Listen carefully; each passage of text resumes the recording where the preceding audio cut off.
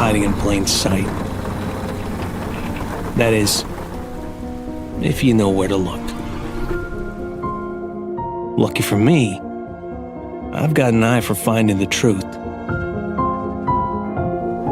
I have sources all over Floor Spark, keeping a lookout for me so I don't miss a beat.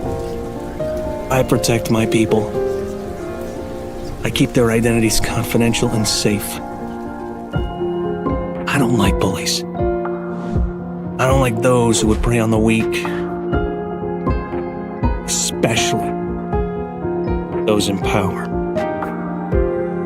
I like to expose the ugly truths in a sea of beautiful lies. There are those who would disagree with my methods, but rarely my results.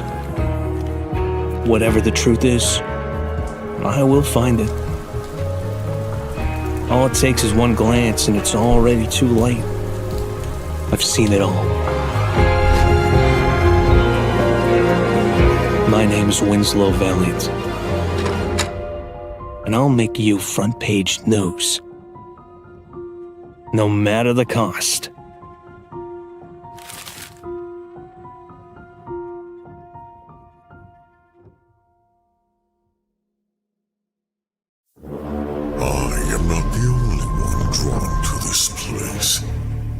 With each passing day, more converge upon Earth. Pilgrims of fate, some already arrived. Others still walking paths they do not yet understand. This gathering intrigues me.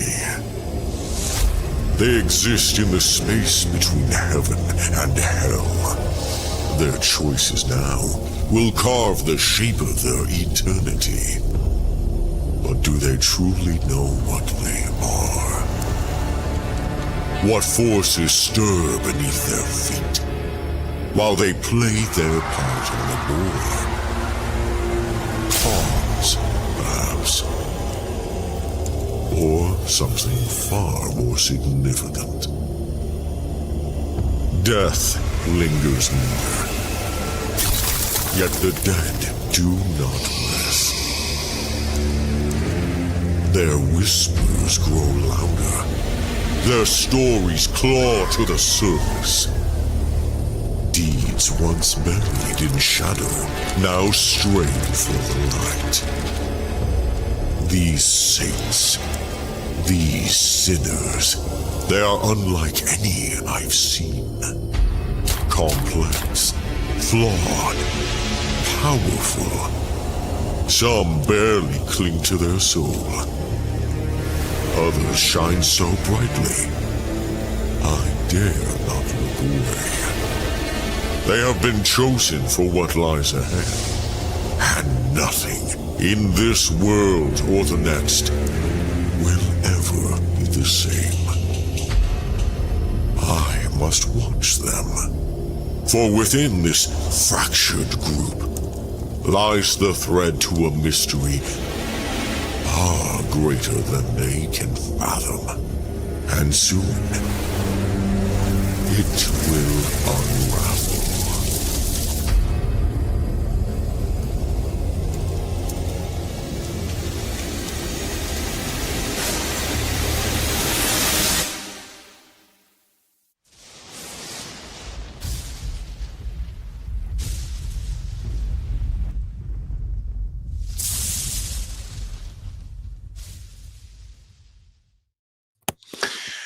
Good morning, good afternoon, good evening, everybody. Welcome to Rip and the Silverback special, I guess.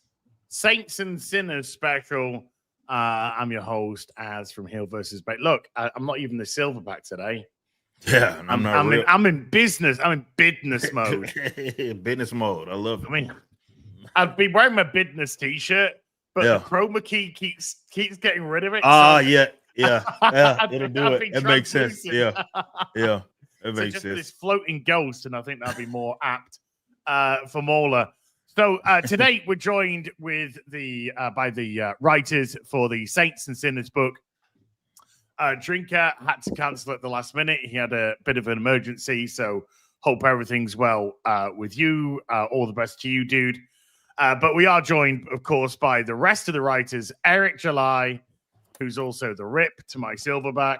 The Soska sisters, Sylvia and Jen there. I'm doing it based on the left and the right for the chat, just in case. Walker of Universes, MauLer, Cthulhu God Extraordinaire, founder of Long. And I don't know, this guy. I saw the link somewhere. Did somebody just give this guy a... Does anyone know who he is? And Drunk 3PO, aka J. David, my Transformer brother from another mother. So our campaign has been going. I mean, this is new for a lot of us here. Jay, myself, MauLer. I know Jay's had a Ripper Send book with your Chronicles, your Blue Chronicle this time. And of course, Jen and Sylvia and Eric are actual employees of the Ripperverse. You've had a book or two do all right, you know? Yeah. Just a couple $1 million here and there. Yeah, just a couple of 3 mil here or there. No biggie. Whatevs. You know, I think, you guys, top 2 earners in the Ripperverse. Eric and the Soskas, you know. Yeah. One day we'll catch up to the boss, but I don't think so. Not even close. I'm not gonna spoil it, but something is gonna happen soon, and I don't think anybody's ready for it. Oh, yeah. It's the boss, and we got some stuff up our sleeves. It's insane. It's okay. You're amongst friends here. You can talk. We've all signed NDAs in this room. It's fine. I want you guys to get the excitement too, because I was just looking through my folders and I was like, "What is this?" And then I was like, "Oh my gosh!" Yep, a little surprising. Okay. We got some stuff coming though, man. Obviously, Saints and Sinners though. Yaira's closing as well on Friday. So yeah, it's just a lot going on right now. So. But it's a fun time. It is a fun time because we got a lot of other stuff on the way as well. Oh, I think the Nuna jumped in as well. So big thank you to the Nuna stream. Shout out. Who jumped in. Nunas. Good to see you. Yeah. Good to see you guys and gals. So before we go into anything, let's just have a wee little look because chat, I don't want to put any pressure on anybody. However, we are really on the cusp of 8,000 books. I mean, sold. I ain't gonna lie. I go ahead and put y'all on blast. I mean, I think we could get 8,000 by the end of the stream. I mean, if I'm being honest, that's just me though. You know, he'll play the bad cop. I'll do good cop. Yeah, okay. That's just me. I don't know, chat. I mean, it would be awfully dandy if you did. I don't know how to do good cop, dude. Can we switch this back around? I just know the deal, man. I'm just saying, man. I think we can hit 8,000 by the end of the stream. I'm just saying we got all the writers here, minus Drinker, of course. Had some emergencies. I'm sure we'll get them on because we still have over 30 days left in the campaign, so we got plenty of time. 37. So we're doing doing well. Yeah, and which, by the way, I got the cover art ready for that. So soon we'll be putting the concept art up for that, and you're gonna see all the book totals and everything go up. With that, I'll see how early I can get that up. But yeah, we've already hit 2 milestones. We hit the 5,000 book milestone. So the hardcover release, the hardcover is up there. Yep. And the I Want It All has already been adjusted to have the hardcover. Now, if you ordered the I Want It All before then, which it isn't in there, you can you want to get go back and correct. You can go back and grab that. And we also hit the 250,000 goal. So the concept art book coming soon to the campaign as well, which is crazy. And was it 285 nearly? Yep. Cover reveals. Ooh. Norfolka, Glorious Death. Black Eye Club, which is Sylvia's book. And it's okay. Which is Jen's book. Yeah, that one's good. Okay, so I got to ask. Okay, we'll ask this question before we go into the sentence. Sisters, twin sisters, identical twin sisters, 19 minutes apart. Sisters. Wow, Oh. good. Yeah. Someone has our Wikipedia page open. Or I might have asked you. Or I might have asked. What's it like to actually? Because you've done everything together. You've done your movies together. You've done your books together. What's it like to finally go against each other? Is there a sibling rivalry?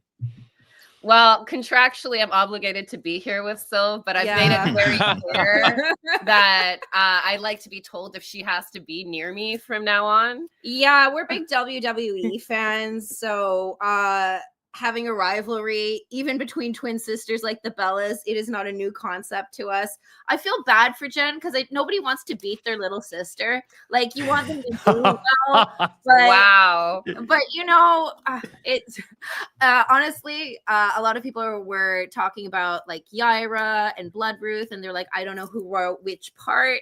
And we thought, oh man, they can't tell the difference between our writing styles. The parts you like, I wrote.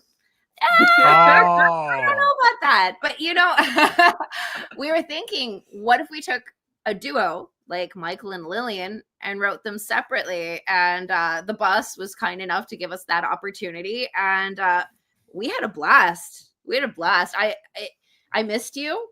Oh, I did. Don't suck up now. It's over. It's over. Because she's gonna lose so badly in sales. I love Michael and Lillian. Yeah. From the moment I saw them that they're together but not together, I was like, oh, we're together but not together. And you know, there's things about Michael and Lillian that really complement each other. Yeah. And as we developed those characters, there is an inherent need that they have for each other. I love villains. Yeah. I loved when villains were, you know, just badasses back in the day before it's like, oh, my dad didn't love me, so I became gray areas, yeah. Like, yeah, exactly. And it's like, no, I don't want that. I want someone who's evil because, you know, sometimes as a good person, you lose a lot in life taking the high road. It's lonely and it's a slow road, but it's nice to see bad people win. And Lillian and Michael do a lot of winning. They run into a lot of challenges on their own as well. And if you know me personally, I love Japan. Yeah, I've never been because honest to God, I wouldn't come back.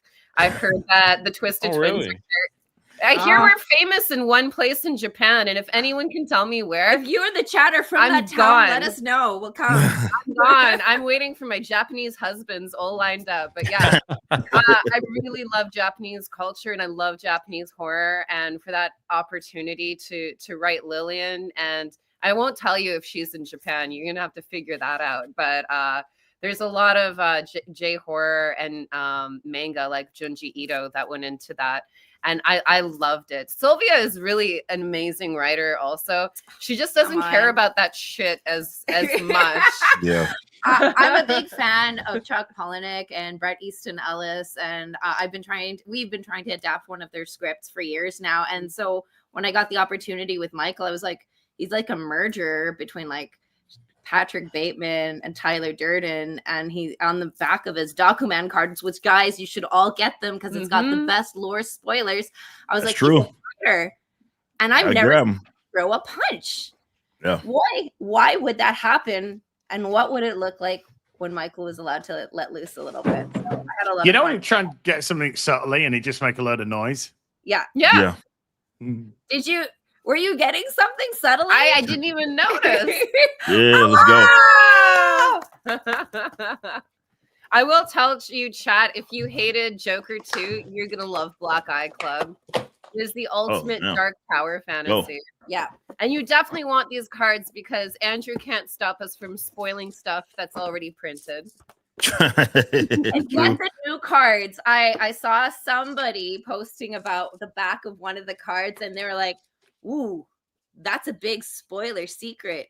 And I was like, yeah, it is. Also, I'd like to throw out there, if anyone wants me to start drinking to make up for Drinker not being here, I can do that if we need it. We'll throw some sunglasses on. Enough $100 shots, chat. $100 shots. Yeah. Oh, yeah. Was it like 10:30 over there? 11? Jay, stop it! You're drunk. I was just asking. It's midday somewhere in the world. That's all right, you need to know with drinking, okay? I live When in the Canada. sun is man, over the it's always yard arm, it's fun all to drink. okay. Oh, look at it. I like the way that this is just like straight through Ooh. now. Oh yeah, very pretty. Will Conrad does a beautiful job with those. Absolutely Oh gorgeous. man, he's incredible. Yeah. And seeing them in person, you know, it doesn't on screen they look gorgeous, but it just doesn't do them justice when you actually hold them, just like the cover sees. Yeah. They're beautiful. Yeah, those foil covers. So yeah, that kind of answered that and like 12 other questions. Yeah, I mean, okay, you know. And this is round 5, isn't it? Is this 5? Yeah. I don't even know what deck. Oh, this was round 4. Yeah, That's yeah. I have round no idea. 4, and there's Saints and Sinners is 5. Yeah, Saint Sinners Yeah. has this deck. Yeah. yeah. You don't want to miss those Jesus. cards. No, you don't. It's a lot of good Nah. stuff in this prize. And in the concept art coming up, you'll be learning a lot about some stuff there as well. So if you are one of those that really want to dive into why this character is the way that they are, rather why each of these creators, like what the plan was, what were they thinking? We know that as helped create the Apex, or did create the Apex, so you're going to get some insight on that. So that'll be fun. Yeah, because the concept art book is I mean, I've got to say this because it's true. The concept art book has something that the Apex does, which isn't in the story, because it's let's just say planning for the future. But yeah, the Apex was designed in a very specific way to do very specific things, and clever people can look at its design and probably work a couple of it out. But if you get the art concept book, you'll see something else that the Apex can do. Because it was great. It was great to design that with Marcos, and also in the description down below, I've linked to the Ripazine 4. Yep. Because the Ripazine 4 has a bunch of interviews with all of us. With all of us, yep. So it's got a bunch of interviews with all the writers. That's doing extremely well, by the way. Shout out to y'all. That thing's closing in on almost 2,000. It's over 1,500. So yes, that it's on really well. So thank you.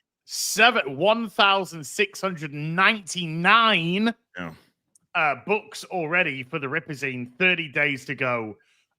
30, just shy of 33,000 in sales for the Ripazine, which is freaking amazing. So yeah, if you want a companion piece to Saints and Sinners, if you want to be one of those people, God bless you, really God bless you, that wants to get all the things that tie together for Saints and Sinners, you got to get the Ripazine 4, get all the interviews, get all the sort of process.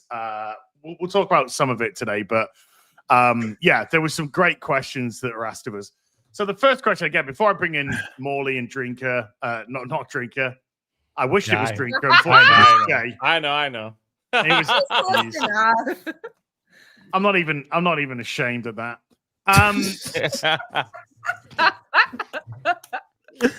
Oh man, I gotta keep him humble. He is the best of us. So Jay, ear to the stars, Jay. No, I'm good. Where did the concept for Saints and Sinners come from? Whose brainchild was it? Where did it come from? There, right there. Y'all can tell the story. It was from us, and it came from us doing different appearances and how we kind of all intermix with our fan base. And I thought, man, I really love the short stories that we do in Ripazine. Wouldn't it be cool if we had an anthology that was all of these different artists? And MauLer, I actually didn't know you guys weren't already writers. I thought you were, because of the way that you do pop culture and pull it apart. I knew Drinker was a writer. I knew Jay was a writer. I know the boss is a writer. And I thought it would be really cool to get everybody together. And if you've read I Psalm 3, which you should have, I'm not going to spoil it. But when we first met Eric, he explained the power dynamic in the Rippaverse, which was incredibly original. I'd never seen it done before. And I thought, wow, what if we made an anthology that played with that, with the saints and sinners and everybody caught in between, and really fleshed out the world. Oh, I love that. The cover B. Yeah. Let's go. So y'all are in the community, and you know, you're all MauLer, Jay, Critical, wherever you are. as you're all pop culture Ooh, look at commentators, that. and just like the bosses. And the boss was like, I can do it better. And he fucking proved it. Yeah. He can do it. And I had a feeling that every one of you had a great story in you. And you overshot by a lot, because all of the stories are so different. At the Rippaverse, we like to say, if you don't like a book, that's okay. We're definitely going to have something that you're going to love and get obsessed with. And I really feel that Saints and Sinners has something for everybody. You're going to be really surprised by everyone's stories. Yes. Because you can't just, like Jay's story. I was very surprised by your story because, you know, I read both Achromatic Chronicles Blue and Green. I also read Daughter's Revenge, and I was thinking it was also going to be for children. It's not. It's not. Not even close. Not.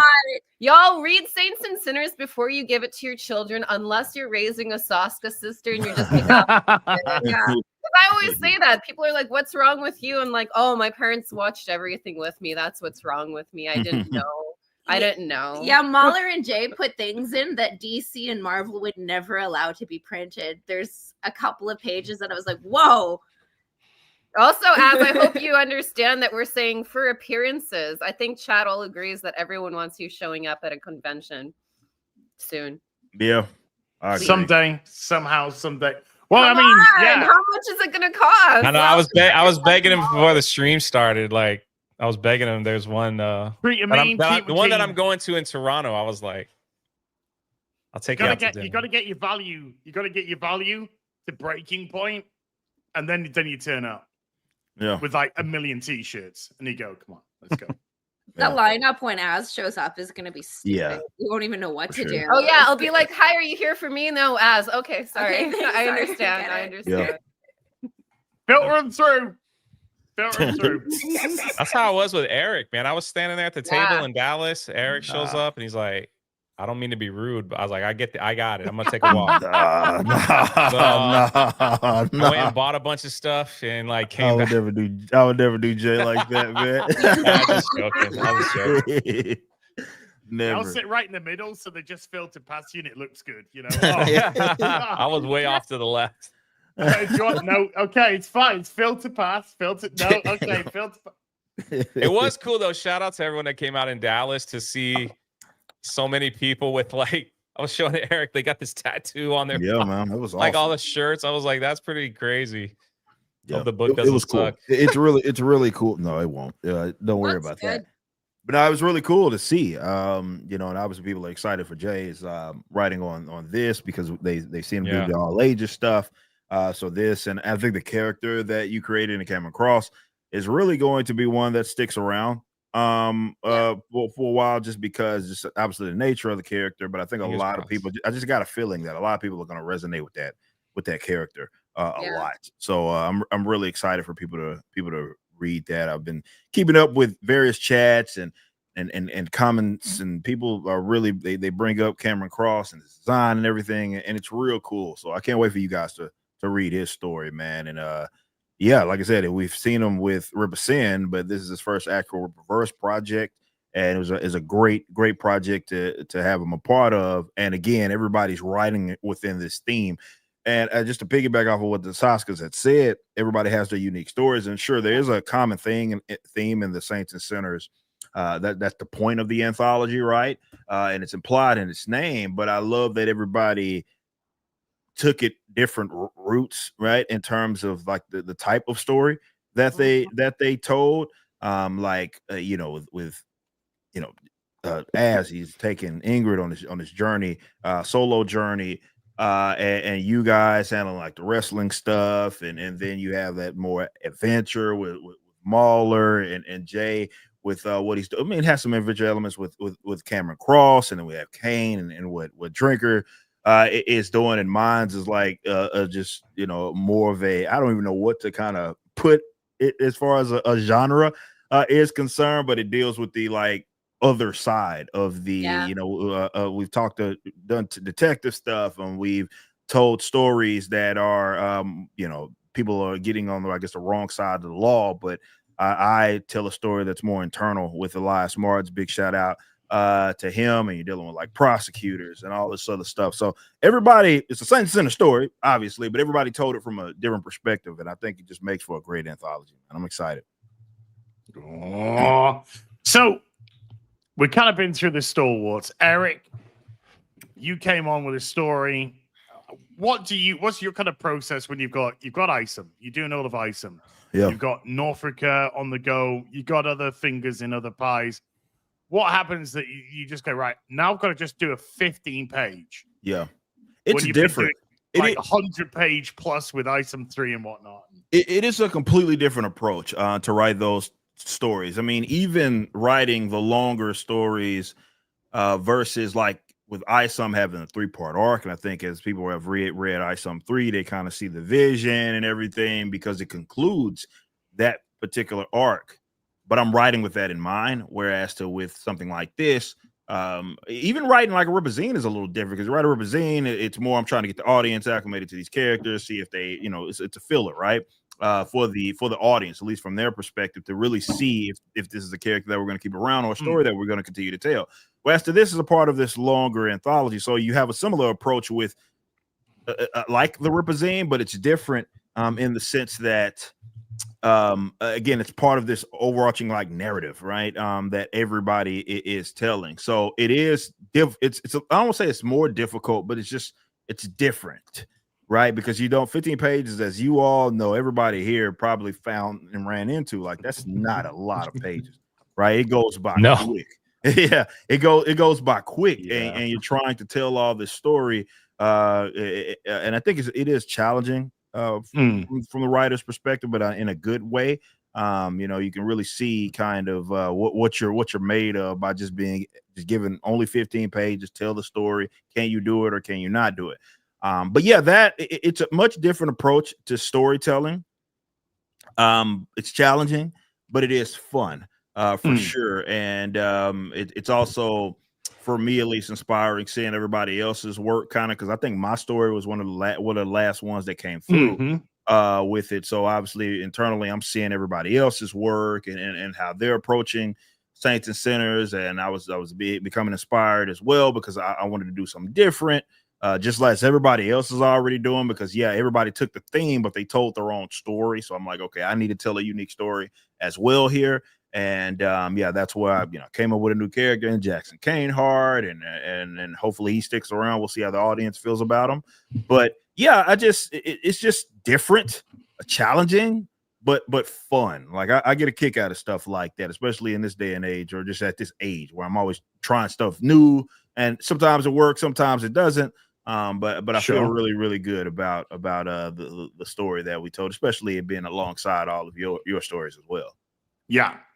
Chat. X-Files vibe to it though, boss. The mystery. It was I can see that. Mystery. I can see that. I can see that. Yeah, I did. Yeah, it's like we've done the detective stuff. I did it twice already. So I was like, okay, what about people that obviously work within the but not just like cops, right? You got prosecutors and lawyers and all that, and they can get a little grimy. They're murky, especially who's trying to do the right thing. So there's still that mystery element of some of the stories that I've told, but it's being told from a completely different perspective. This isn't like some superhero story. It's completely different. And I had a lot of fun. I did have a lot of fun coming up with it, because like it's really story centric to that one character, right? I'm not really telling a bunch of other stories alongside it. It's Jackson is like the main driving force of the entire story. And it was fun to drop also some tidbits in there of like our overarch, like our world that's already been established. It was fun. It was just an overall fun. It's a different story, very much different. Not like a PI story like I had told before, but I had a lot of fun with it. A lot. Lovely. Chat, lots of supers coming in. Really do appreciate. What we'll do is we'll keep the formula like we tend to do for the show. We'll have like the discussion, and then we'll just do a dedicated bit where we go through the supers. I see lots of questions in the super chats as well, so don't panic. We will get round to all of those, and thank you so much to everybody who's doing that. So if you do have a question and you do want it to be absolutely read out, just stick it on a super, and then once we've done the discussion piece, we'll get into it all. And thank you again, everybody. Very kind, very generous. And if you have got a few shekels free and you're thinking about supering, but you haven't picked up the book, I'll say just honestly, I would rather you go when it clicked onto the book and put a purchase in for the book, because I'm very excited for you guys to read everybody's stories. I've seen little tidbits, of course, as Eric said, because we see covers and artwork, and I've seen some of, I've discussed some of the stuff with MauLer as well. So I'm very excited to read these stories as well as everybody else. So that's what so thank you so much indeed, everyone, for your generosity. So I'll go to MauLer then with this one, because we're talking about small stories. Oh yeah. And you are the long man. What kind of happened when you started putting your story together? Oh, I did it as autistically and meticulously as anyone would have expected. I laid out the 15, and I was like, all right, so I'm going to want something big to happen per 5 pages, like a development of some kind that leads to the final payoff, and then I can just populate the rest nice and simply. And then I found myself being like, okay, let's just say, for example, not that this is true, but page 3, all right, I need a little bit more here. Well, this one will be page 3 and 4, and then I'll just take one away later on. That'll be fine. Ended up, I can't remember what the final count was, but it was far over the limit. And what was funny, of course, is I presented it and I was like, I have already chopped it down like significantly. I was just like, you're gonna have to chop it down even more. But we're talking what, 20, 28, 32 pages or something? It was something absurd. And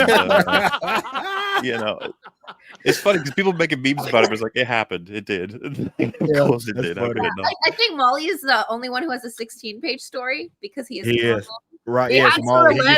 He gets to do that, right? He gets to do that. It's his brand. Yeah, he gets to do that.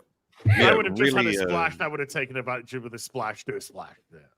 Really interesting process too, because it's something I've somewhat lived by is like whenever one completes, at least from their point of view, any given piece of artwork to chop, especially with writing, to be forced to chop, let's say 10-20%, you will very likely get rid of the most fat parts from your own perception, right? Yeah. Even though you're like, no, but I need this. Like, you might not need it as much as you think, because you know everything about the story, whereas someone who's reading it might be like, oh, this is a bit fluff. I already know this. And you're like, oh, shit. Okay, yeah, fair.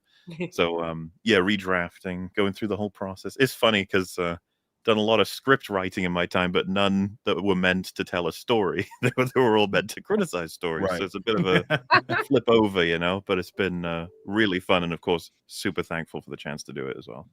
How did you find that, being on the other side of that equation? A little bit insane, because something that I almost want to talk about it in like a video at some point, but we're kind of reverse engineering, right? So when we watch or just take in a story, we try to find out, as analysts, so to speak, critics, however you want to put it, it's like you break it apart and you go, oh, so they did that, then put that there, and then that there to make this part make you feel this way.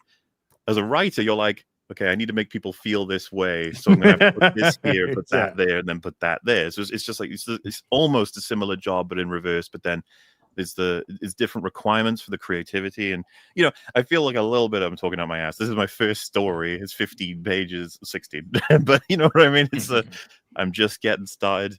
So there's just lots of interesting aspects to it to compare, I suppose. Cool.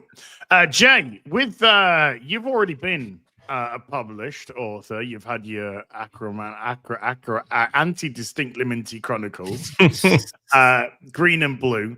Correct. Kids books.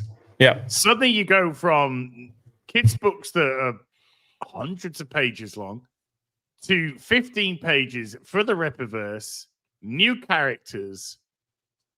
And I've been told that your story is potentially the most violent of everybody. So how did you go to 15 pages, and how did you come up with your kind of concept? Well, I hope I'm allowed to say whatever, but well, just start screaming if you're not. I actually put together a trilogy story. Ooh. So I had all that just for a few years ago, and I don't know. I love trilogies. It was just it's always built in me. Star Wars trilogies, Indiana Jones trilogy, like things like that. So I had a trilogy, and then when I just kept bothering Eric, like, hey, can I make a character like over and over? And since I was I guess the first person on Ripperson, and he owes me since I created that whole thing for his wing to keep the business afloat. So according, that's what he did. He saved. No, Jay saved the can company. I get a character? No, and then I just kind of like I have this idea, and then all of a sudden you get this email like, hey, we want to try that. Like, could you put 15 pages of all that together? It's like, I guess I could do my best with an introduction. So that was that's where we were trying to put all that, cram it down to some kind of introduction that hopefully people will enjoy and will want to see more of this character. And that I hope that resonates when they get the book. But it was very difficult. And what I thought, I don't know if I was told this or just what I thought. I thought it would be like something buried in like the back of a Ripazine. It's like, oh yeah, we got this little story. If you like it, then we'll have more. And then all of a sudden, like, because I know it's a good thing that no one told me anything because I got a big mouth. I didn't know I was gonna be like, they were like, yeah, you're with MauLer and Drinker, and I was like, what the freak? Don't put me in there with them. Like put me in the back corner somewhere, like at the end. So I felt like the pressure was on at that point. But hopefully people enjoy the story. I really, as far as like the Cameron Cross character and the stories that I really enjoy, it's how do I best describe this without saying so much? It's I really personally love stories that have somewhat of like a religious tone or background, hence the name Cameron Cross, where people are either have lost their salvation and are looking something like the movie Signs with Mel Gibson. I don't know if you remember that movie. He was a pastor, lost his salvation, and like those type of things that I really love those types of stories. So it's not that it's like a preachy character, but it's more like trying to find forgiveness, or find salvation or find something because of, without giving it away, of things that happen. So like, that's like, I'm always drawn to that type of storytelling. I really enjoy that. So you kind of see that on this work. So yeah. Because I read Achromatic Chronicles and I read obviously everything in Saints and Sinners. If I didn't know it was UJ, I would have never guessed in 100 million years it was the same guy. Because I love like Annis and like darker stories, and reading your thing, I was like, oh my god, this is awesome. Really, it's good. It's really good. It's really good. And it's a talent. I don't want him to sleep on that, Jay. I mean, that's something that should be touted because it's not an easy thing. There's a lot of good like writers or creative people that are good in their lane and that creative thing that they do or that type of story that they tell. But when they start dipping into other stuff and other genres, maybe it's a little lackluster. But you're gonna really see, especially with this Cameron Cross, just the character development that he was able to get in those 15 pages. You're gonna see that Jay's like he's really good. Like he's a really creative guy and he's a really good guy. If you've read the Achromatic Chronicles series, and then you go from that, if you have something that you got for yourself and your family, and then you move on to something like this, you're gonna see like, oh wow, he's the real deal. Like this isn't a joke. So and that's why that's what I love about the project in general. I've been pretty open about this in saying that I do think that's the natural evolution. Maybe some people disagree with me, and I'm fine with that. But I think that this is sort of the natural evolution to a lot of people that are kind of in our space. And not to say that everybody's going to become a comic book writer or a novelist or something. I'm not saying that. But I do think that creating original content is that next kind of step for a lot of folks that have been in this space. And we've seen kind of the direction that some of the industries that we've grew up and loved have went. And this is what I love about having a guy like Az and MauLer there, because if you hear how they break down even just from a critical eye and how they break down these stories. It's like I love a MauLer worded it, where it's like you're kind of reverse engineering. You're doing it the other way because now you're having to come up with the story itself. But because you understand like what to do and what not to do, and what people find intriguing versus what they don't, and definitely if you've been in the content, the commentary space, or where you're like constantly putting things out, or you're streaming, you're getting that live feedback, what people like, what people don't. You're just getting a lot of information, and you're able to take all of that and put it into this unique story. So that's what I love about this project, and that yes, we've seen Jay before. I've obviously written before. The Soskas have been around the block, but now we have and obviously Critical Drinker and the Will writers Jordan as well. Right, exactly. Right. But now we got these guys down here, which are now crossing and kind of into that space. And look, it's a bold thing to say, but I believe this is the honest to God truth, that I think that these guys got a place here, obviously, with the Rippaverse. But I do believe that after the audience reads these stories, there's going to be a lot of demand from the audience to you guys to continue to like tell these stories, maybe even beyond the stories that you've told, because I think that you guys are talented. So that's what I love about this project in general, because it kind of speaks to that natural progression that you've seen a lot of us already cross into. Some of us have already been there, but now adding Az and MauLer there, I think is vital. I think it's very important. Well, thank you for the opportunity, boss. And also, MauLer, we're huge horror movie fans, and we read a lot of scripts. And I know your entire pitch, not just your 15 pages, but the entire long man thing of your story. Probably not all of it, because you probably wrote You're always adding more chapters since we talked to you last. But God, you know how to tell a story, and your characters are so interesting. You actually created one of my favorite characters out of all of the people that came in there. It might not be who you expected.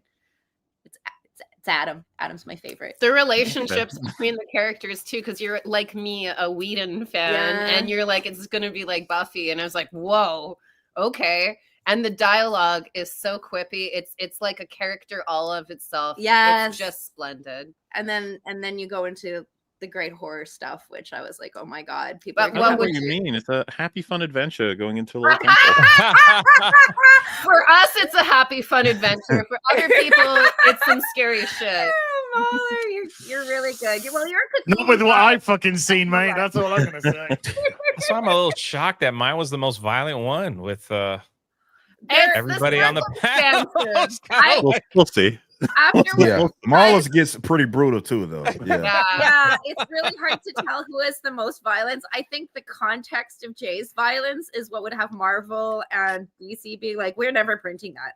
You can't go past Az's violence too. Oh no, mine is women sat at a table eating and talking. That is my book. And then it's one fight panel, and that's it. In Az's story, we're actually referencing horror movies because there's something absolutely vile that happens to some characters, which I was like, oh, well done. Nicely done, Az. Well, I mean, just to try to answer my own question, which is a bit weird. But when I was approached by the Soskas to write this, I was given because I was kind of like, do you want to write a story? And I was like, oh yeah, that'd be great. And then I was told, and it's 15 pages, and you're like, oh, okay, so that's a really specific short. So to tell a story in such a specific block, and then I got some great advice from them immediately, which was arrive late, leave early. So I kind of use that attitude. Okay, yeah. So like not quite as bad as MauLer, but I distinctly remember contacting Sylv and saying, Sylv, I think I'm going to go over a couple of 3 pages. It's going to be about 17 or 18 pages. Is this okay? And then, that's what I got back. I just got back, well, you're going to have to find 3 pages to get rid of then, aren't you? And I'm like, yeah. So I like, okay, arrive late, leave early, which involved me actually chopping a whole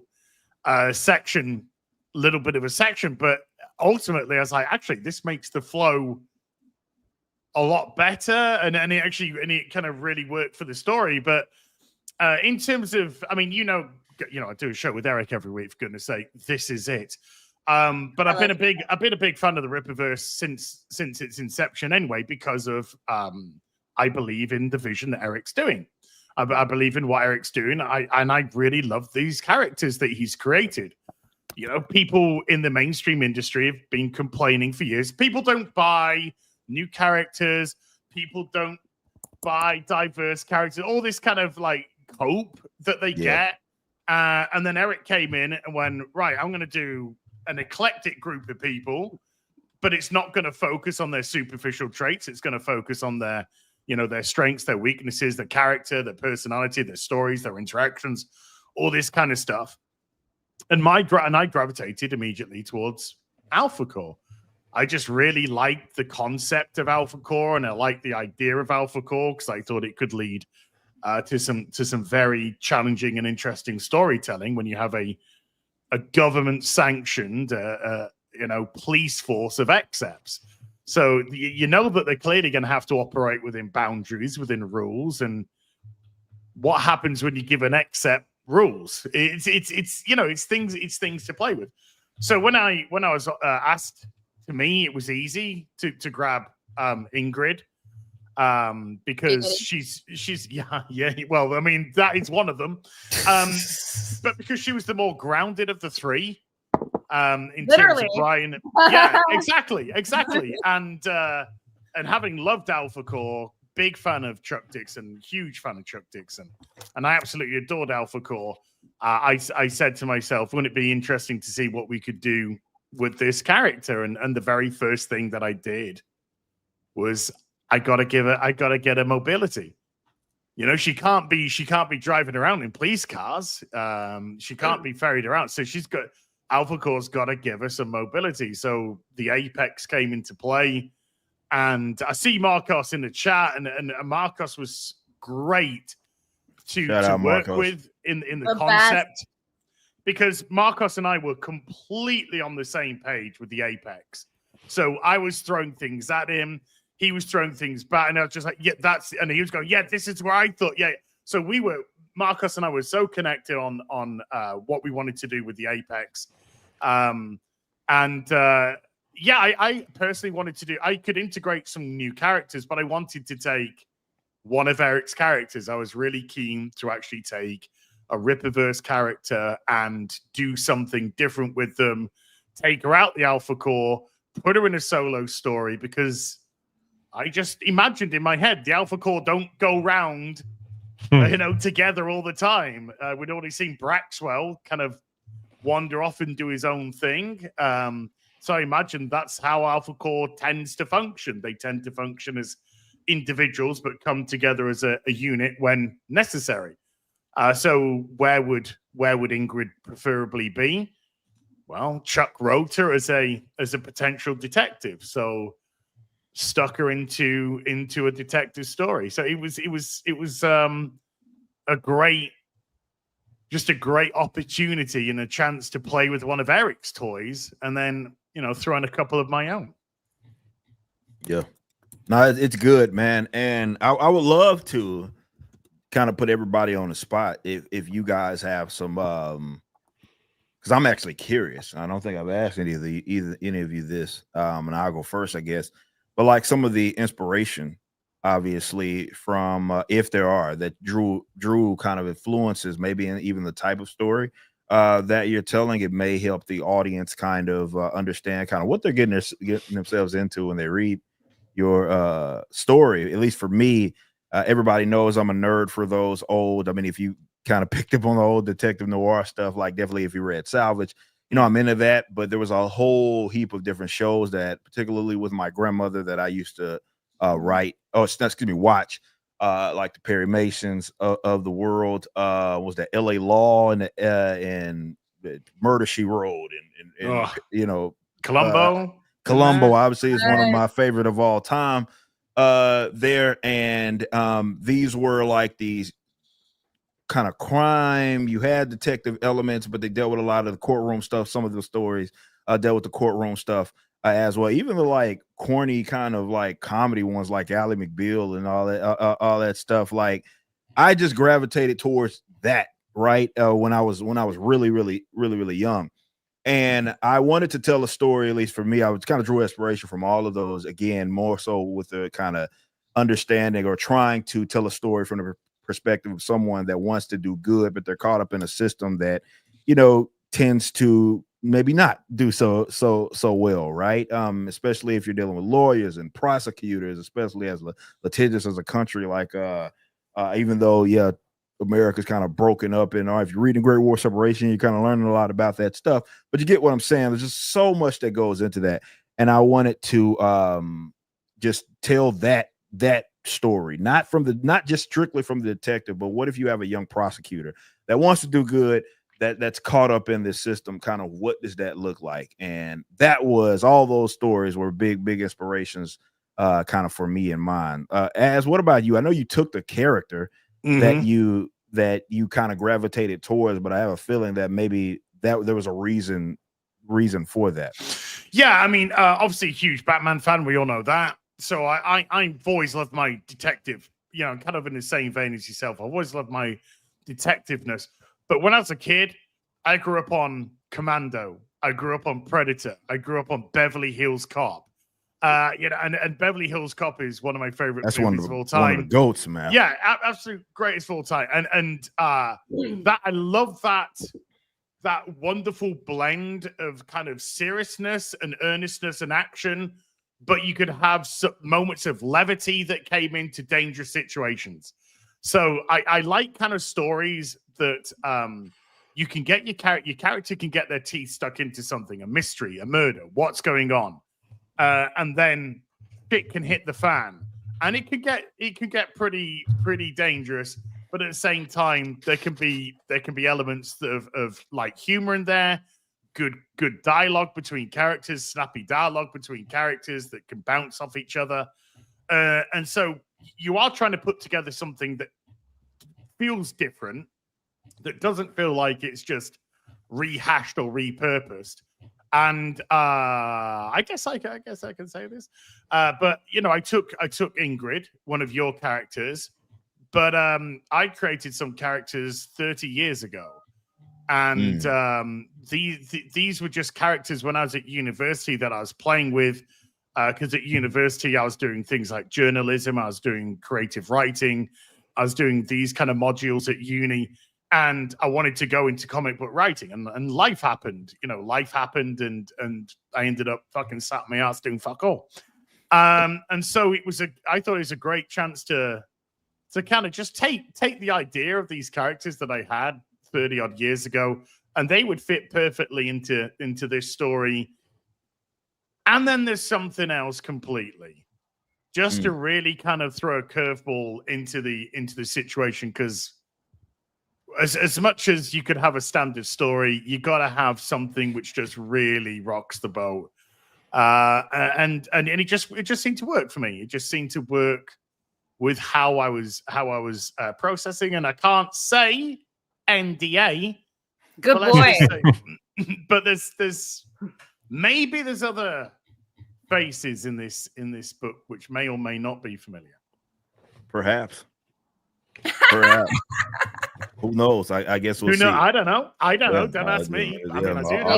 Audience will have to wait and see. What about you, ladies? I know obviously you're big wrestling fans, like some of us here as well.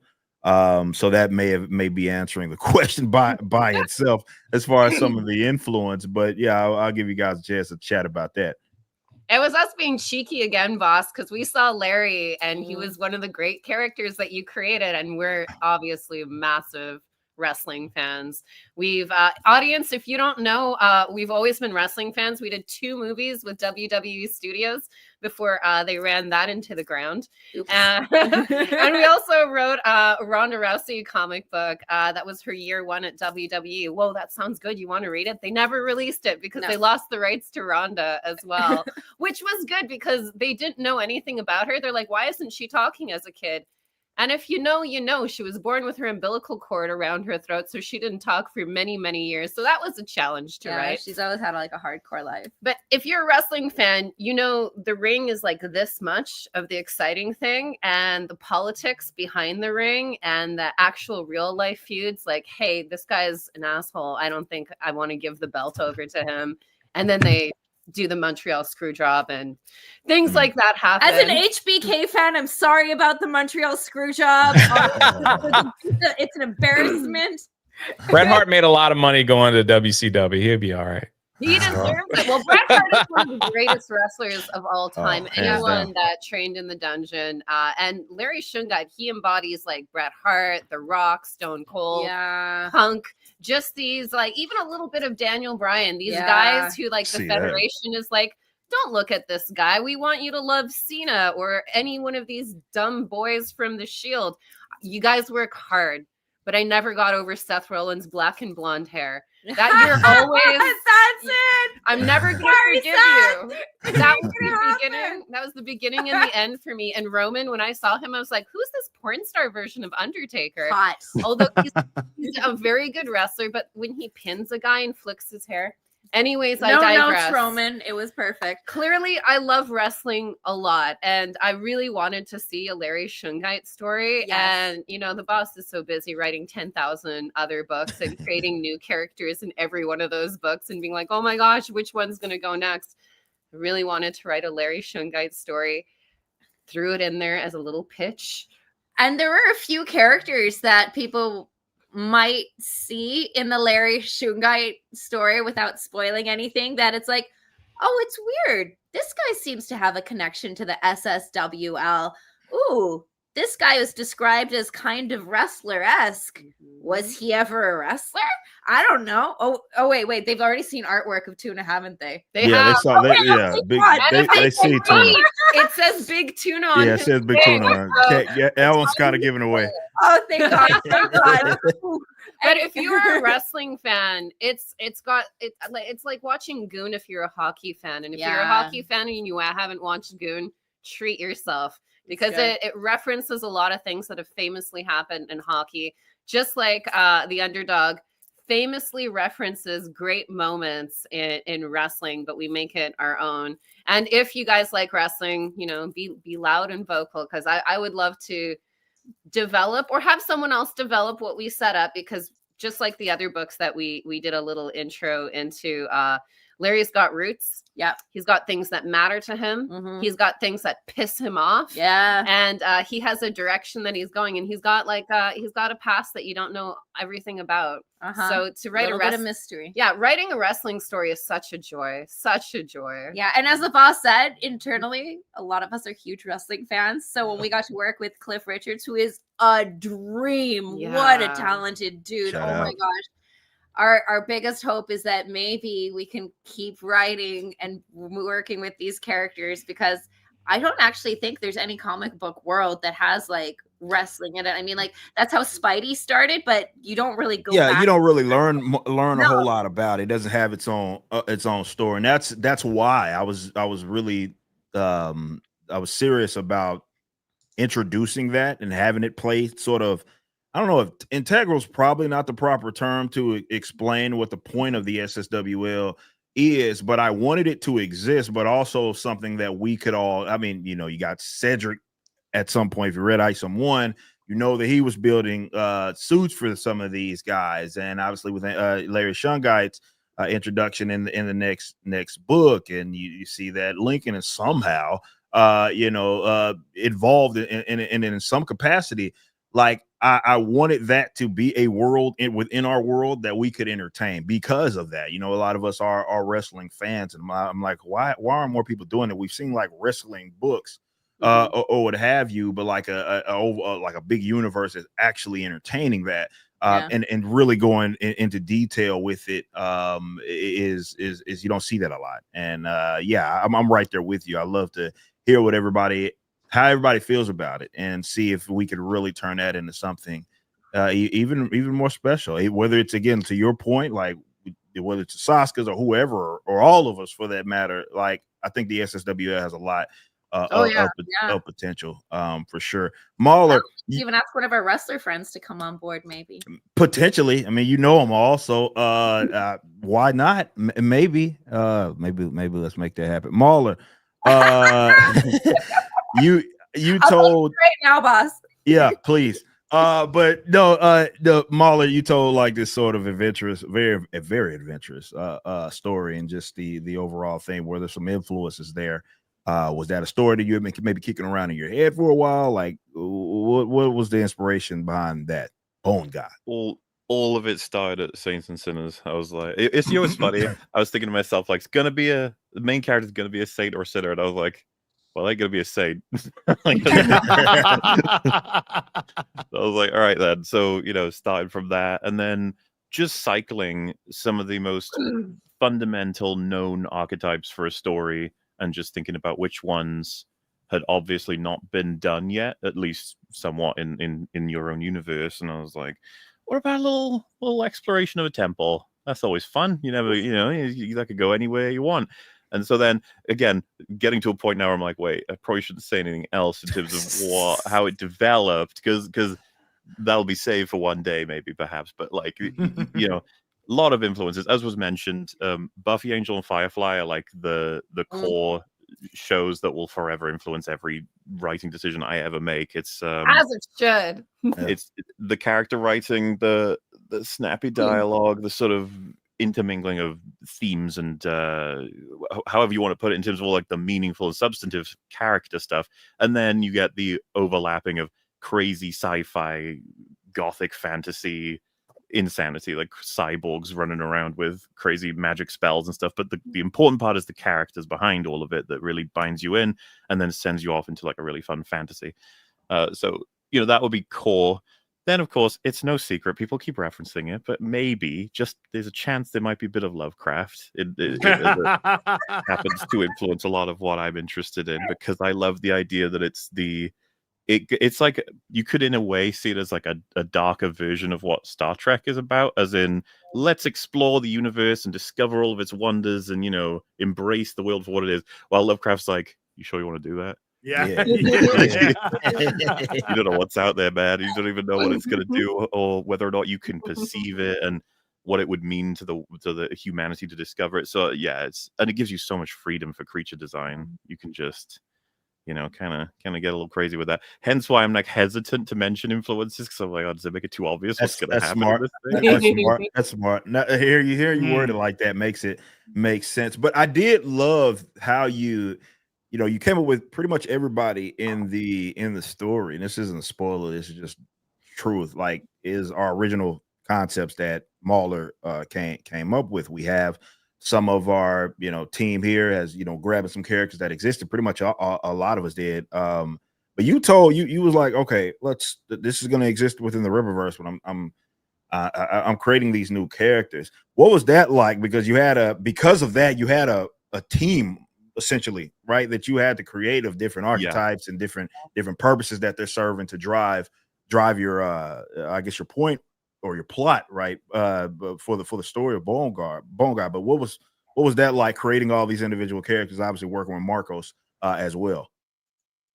Will Conrad, right? Oh, you're talking about when it was first. Well, Will Conrad. Well, yeah, we talk concept art days. But yes, Will. Shout out to Will, by the way. Will Conrad did a phenomenal job in taking that and putting them in these believable scenarios. But just from like actually creating these characters and giving them their personality, like what was that like, again, because you had to create a whole heap of them. Two significant benefits came with not picking anybody from Riververse. One, I can't piss any of you off. Yeah. I can't screw anything up. So it's like, if I assassinate one of my own characters, at least I'll be the only one that's mad about it.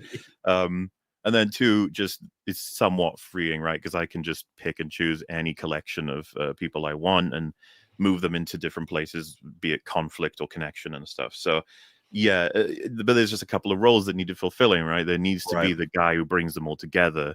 There needs to be someone who's primarily the expert of the place and has been brought in because of their knowledge. And then, I can create a bit of a somewhat peanut gallery of different characters that might be there for different reasons, who will have their own values and comment on the different things and situations. And it's almost, I suppose you can do it in so many different ways, but like when listing down what I want their values to be, it then almost forces into shape where they would, like who they would be and why they would be there, and then maybe what familial connection or professional connection they would have, and it sort of ends up dictating all of the bigger blocks of the story then, so it nice and slots into place. It also just gives me freedom over their fates, whatever they may be, because I don't have to worry about killing some wonderfully important character in this. Yeah. So who knows? Maybe I will one day.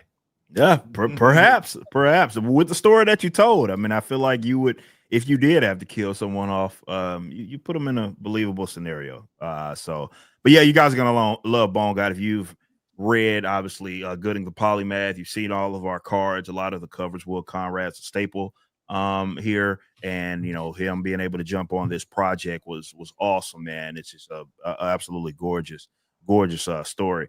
Jay, what about you? Again, idea kicking around in your head. You have some influences, inspiration for Cameron Cross, and really, again, the story that you're telling with Cameron. Well, I really was like more of a Marvel guy, Daredevil, Ghost Rider, all those, and even like those type of conflicts that they have with the devil,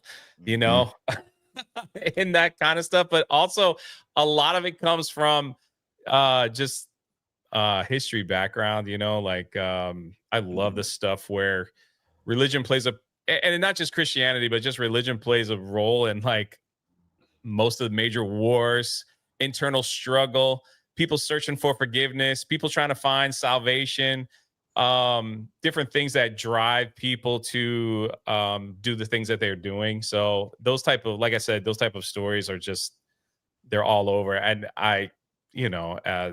to put that into a character. Again, I agree with MauLer. I'm glad I was able to have a character that if people go through it and they're like, man, that story's no good. And it's like, all right, I didn't hurt no major character in the Rippaverse. We could kill him off in the next episode, no problem. Well, that's the pressure I put it on my shoulders with.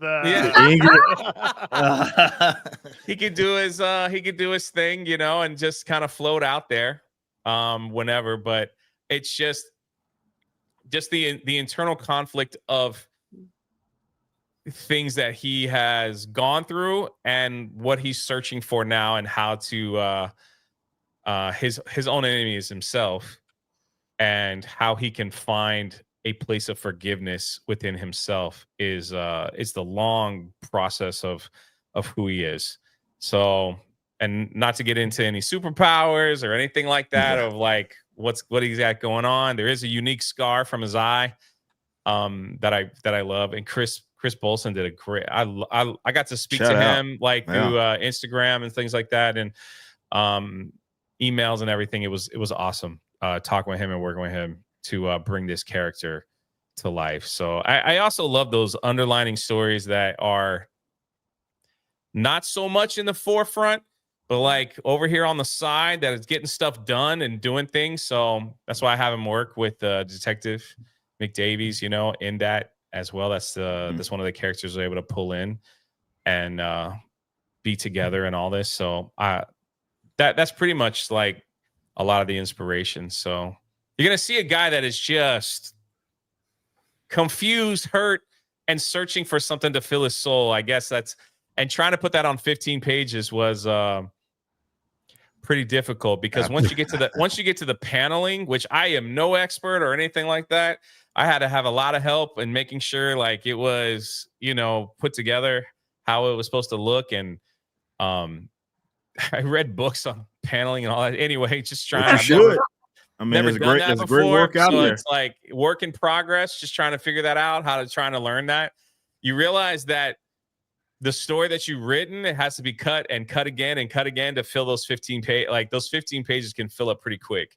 Yeah. So it's like all of a sudden it's like 6 pages of paneling is done. It's like, oh my God, I'm in like not even the first paragraph here. So it's like, here we are, and just trying to put something together that which I feel very confident that is enough to get people interested in this character and want to see more of what he's going to do and his own personal struggle, things like that. So, and just to piggyback off of that, when you guys well, not when you've already seen the cover that depicts his story, and it's one of those where you read it and it'll make even more sense.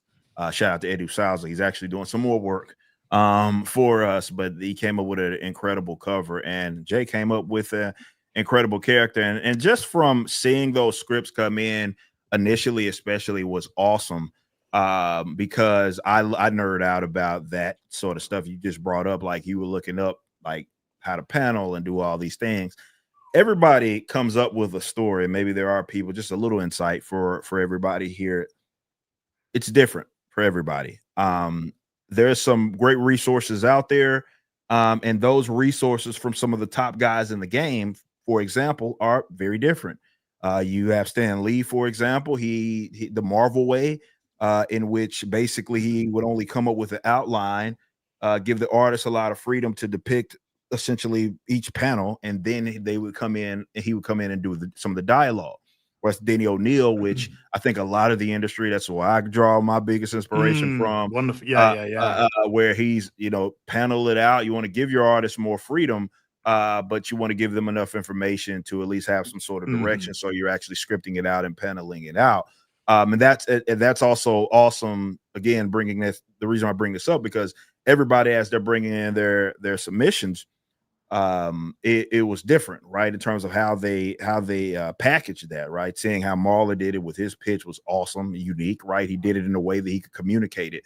The same goes for Drinker. Obviously, you know him more for some of the stuff that he did in his novel, and his initial pitch was very much in that format. Obviously, shout out to the Soskas and everybody that was involved. I know Carol was involved in some of that as well, to package it for the artist as well. But that was one of the coolest things for me to see, especially with having some of the guys that are new, like Az and MauLer, and seeing just how different writers and creators approach telling a story, especially in a comic book format. Is really, really, really, really cool. I mean, I wasn't afraid to ask questions. I had the year of the Soskas. They're published writers as well as directors. They put together many comic books. So it was like, take advantage. Why put yourself at a disadvantage? Take advantage of them. What kind of hints can you give me? What kind of tips can you give me? And then you take what they give you and you work with it and you create your own style. And so that to me was just such a great resource to do. So by time I started my paneling and sort of do my stick drawings of how I wanted, sort of an idea of what I wanted. Yeah. It goes over to Diogenes Reeves, who was phenomenal, by the way. He's good, man. He was good. And the way that he just took my basic paneling, because I was just doing basic panel paneling. And then he would just be like, right, he wants a 3 and then a 2 and then a 3 or however. And then Diogenes just went boom and constructed the very dynamic format that it comes out in. So when I was getting the pages filtered to me from the Soskas, I was just like, this guy Diogenes is a legend. This guy is amazing. You could see what makes an artist, because it's not just the figures or the action or the buildings or whatever is on the screen. It's how they perceive the paneling to work, how they perceive the flow of the page. Yeah. So the artistic kind of vision that goes into that was beautiful.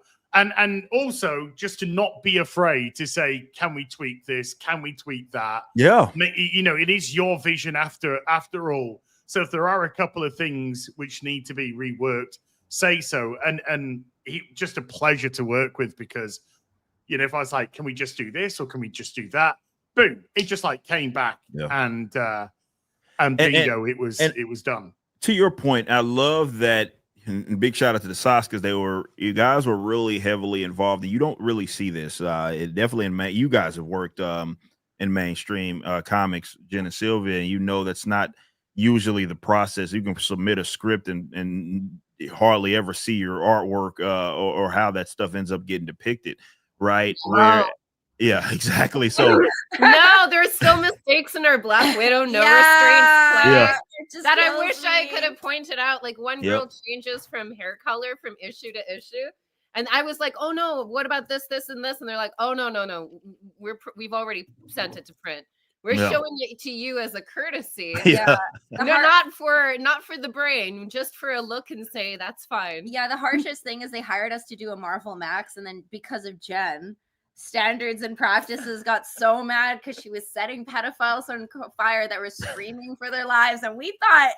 I guess Jen was like, who cares, right? Like, burn, baby. And they told me that readership dips in issue 2, and I was like, okay, well, that's really gonna fuck people up in issue 2. And they're like, oh, that was too much.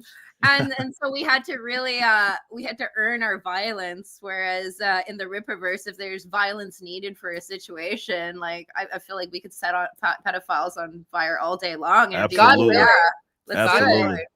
Probably not setting enough of them on fire, to be completely honest. But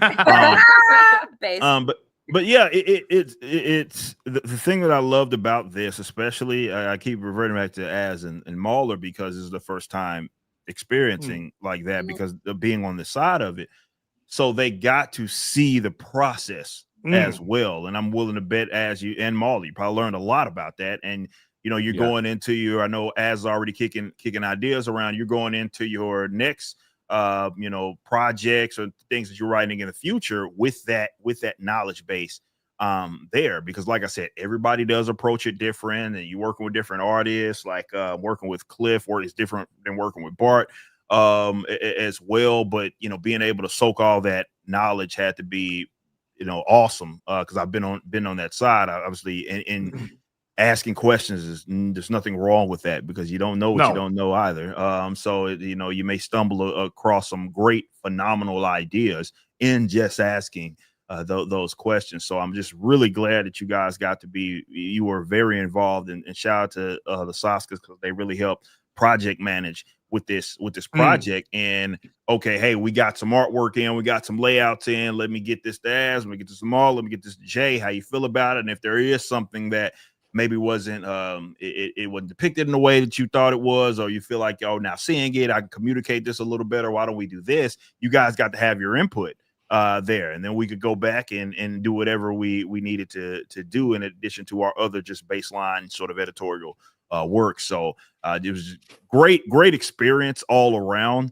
I think for everybody that's involved. And I guess I do want to Jay, Jen and Silver, you guys have been around the block, so I'm sorry, but I wanted to ask and MauLer that, like, how was that part of the process? And did you, maybe even from just a writer's perspective, did you learn some things that, you know, you're kind of going into the future with? Do you want to tackle it first, Morley? Sure. It's the first thing I've been learning with any script writing is just how much I need to not explain everything. It's not necessary. Got to bring it all back down, little cues of subtleties, and come to peace with the idea that the average audience member is not going to pick up 100% of the story you're telling, and that's totally fine. In fact, it's part of why we all like to revisit our favorite media anyway. We you know, pick up new things all the time. So you know, that was a big part of it, as well as the sort of back and forth feedback with much more experienced people being able to tell you like how you think your thing is coming across versus how it might come across, and you might want to, you know, move it to particular different directions. And then I've always, you know, known from doing this for a long time that a lot of the higher up, bigger budget, crazy productions in like Hollywood and stuff, that it's a nightmare for a lot of artists, because your work is basically put into like a mulching sort of factory, and it doesn't come out looking like anything that you actually intended. While with, you know, this process, it was exactly what I was hoping it would be, in terms of I create it, pass it on, it comes back, and we discuss back and forth exactly where certain things have ended up or why we could push them in different directions. And then, you know, bringing in other ideas and trying to get it to that final place that you really want to see it at. And I've said before in different meetings, I'm looking forward to be able to hold it. It's going to be a very cool experience. Yeah, like you said, don't be afraid to ask questions. To me, it's not a weakness to ask questions. It accumulates your knowledge, and it accumulates what your tool set. And so the Soskas weren't just great in allowing me to formulate stuff, but I had a story. And then there were moments where Sylv or Jen would be like, "So why are they doing this?" And I'd be, "Oh, because this character actually does this, and it goes into this direction here. And you're like, oh, gotcha, because we're putting together a story, but my God, there are branches which could go off into other things. So it's how to tackle all of that, how to give you a 15-page story, but allow for development of these characters. Why is this? Not everything, like MauLer said, not everything has to be explained there or then.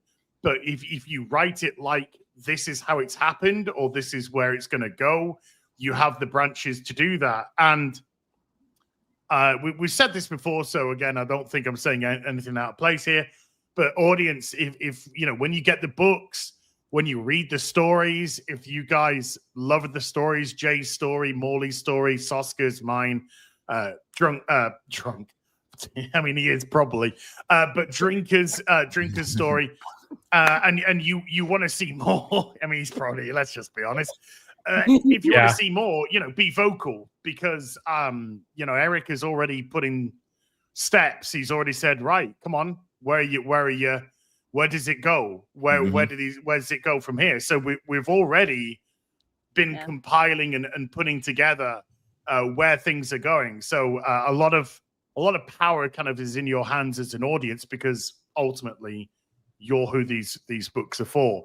And if you enjoy the stories, then there's room for growth. And if there's room for growth, then you've got to have the tools to put together the pitches and the story for people like Eric or the Soskas, whoever, to go, yeah, okay, we like this, do more. And again, afterwards, because I got, you know, Eric said, come on, wait, okay, so where's your pitch? I approached the Soskas again as regards to, you know, how should I just put the pitch together, in what manner? And they gave me some great ideas in terms of breaking it down. Where do your story beats go? Put your bullet points of your story beats. Can this end here? Does Eric want a big book? Does he want 2 smaller books? Does he want ongoing? Whatever it might be, you know, give options to the creative people who make the decisions, as well as putting together hopefully something that's that people are going to gravitate towards. And I'll say, I mean, I'll speak for myself. I'm pretty sure I can speak for everybody here. That these stories have been created with nothing more in mind than to entertain you and to excite you, and hopefully get you you know, revved up for where they could possibly go. So yeah. I mean, for me, it's like this is a childhood dream, you know, and it's like I am beyond humbled that I could see this thing come to life, and wherever it goes, it is it's still pretty spectacular to be alongside some of the YouTubers that I watched as fans before. I don't know, Jeremy took a chance on me and put me with Geeks and Gamers. So it's still to this day, MauLer's oh my gosh, which one was it? I've listened to it 3 times now. The 4-hour video on Black Widow. I think it was Black Widow. I was like, I don't know why that one's one of my favorite ones, because Star Wars just sucks. Oh, I don't even want to hear how bad it is, as I already know. So no offense, but yeah,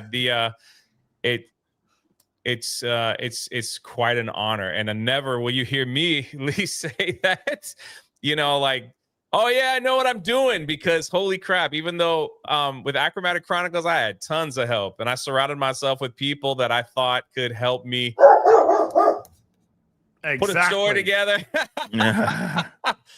Put a story together that people would enjoy in the same way here. It's like just reaching out and just being like, did I do this right? Like, how does this look? Does this look stupid?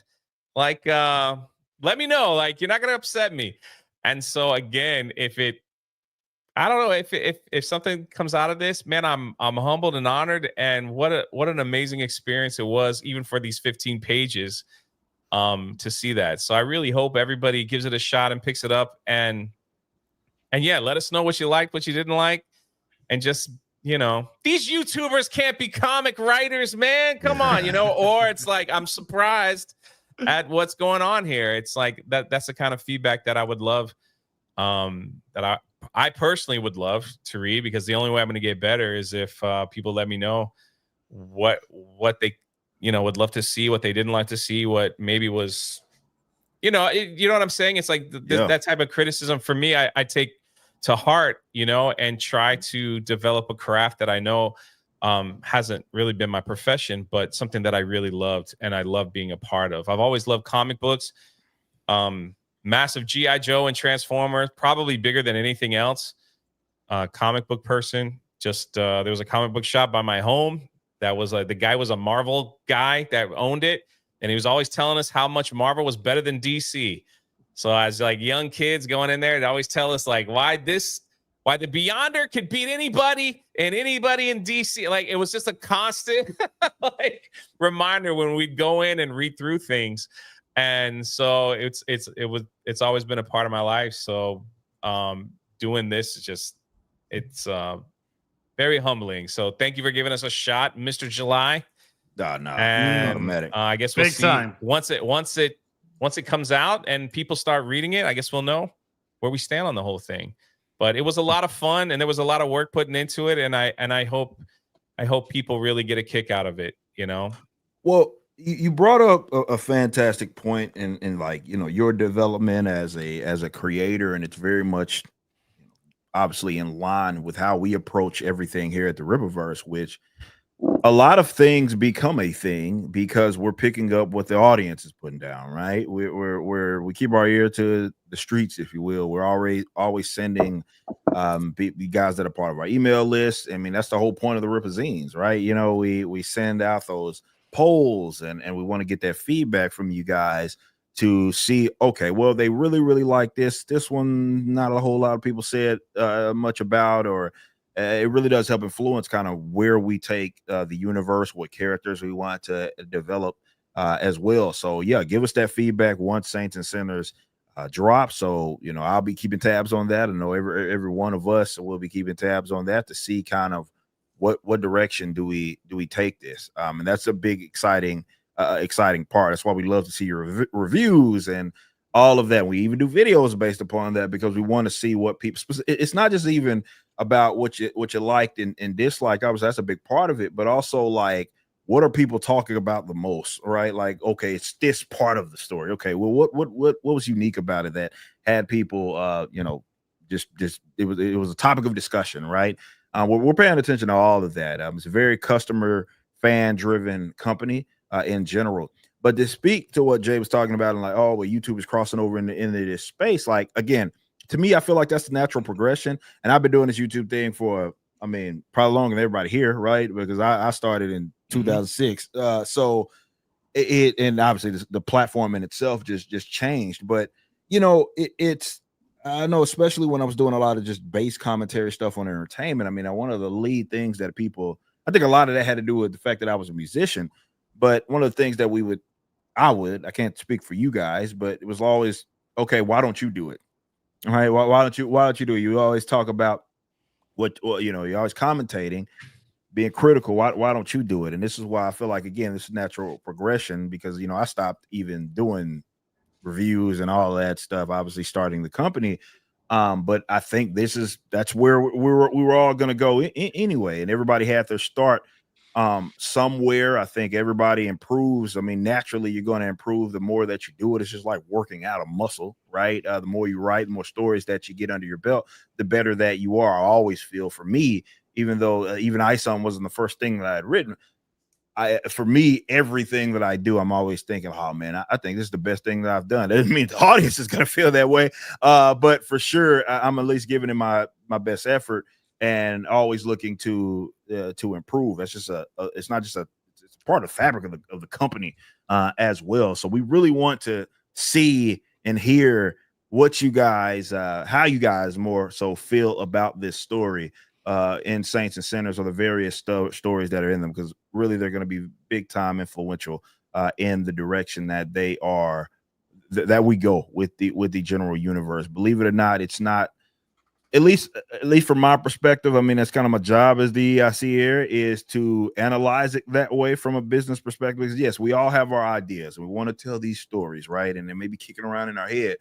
But the key there is like, okay, is there an audience for it, right? Is there an audience for us? And if there is, how can we put it in a way or package it in a way that's digestible to them. That's the puzzle of it all, because you may have great ideas, but how those are communicated and what type of story that you're telling, all that's going to be key to whether or not the audience enjoys it. So that's why that feedback is so very important, because I'm taking from that, like, okay, why don't we do this type of story? I go to Soska, I go to Carol or whoever. I'm like, all right, well, this is what the audience is saying about this. Why don't we do, even if it might be aside from the type of story that was told that I'm picking the information from.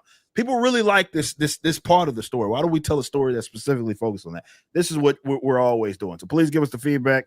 Let us know how you guys feel about it. I'm really excited for you to read it. I know I keep saying it because I am. I can't wait for you to read all these guys' story because they're very unique and they're just good. They're just all around good. Trust me on this. So someone asked in the chat. Go ahead, Jay. That's the thing, though, right? It's like something that we love might not be the next person's love. You know, some people might love WWE, they might not, and others that are like, it's not real, it's fake. You know how all the excuses. Whoa, what? Yeah, but no, this is what I read on the internet. I don't know. You're wrong. What if it was on the internet? It's got to be true. But so exactly. So that's why I love the concept of having a book that has a whole bunch of different stories where people can pick and choose and just be like, this is awesome.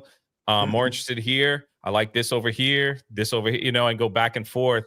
And I mean, a lot of people don't even know I have like 7 YouTube channels and they're all uniquely different. Yeah. You know, I spend more time on the History of Pirates channel than I do with my main channel because I love pirate history and the stories that they tell over there. So I spend a lot more time over there, but that doesn't appeal to everyone, you know? So I really hope that people find out of the stories that are in there, that they find something that they really enjoy. And I would love to see more stuff from different people and different creators, and especially people that I've watched.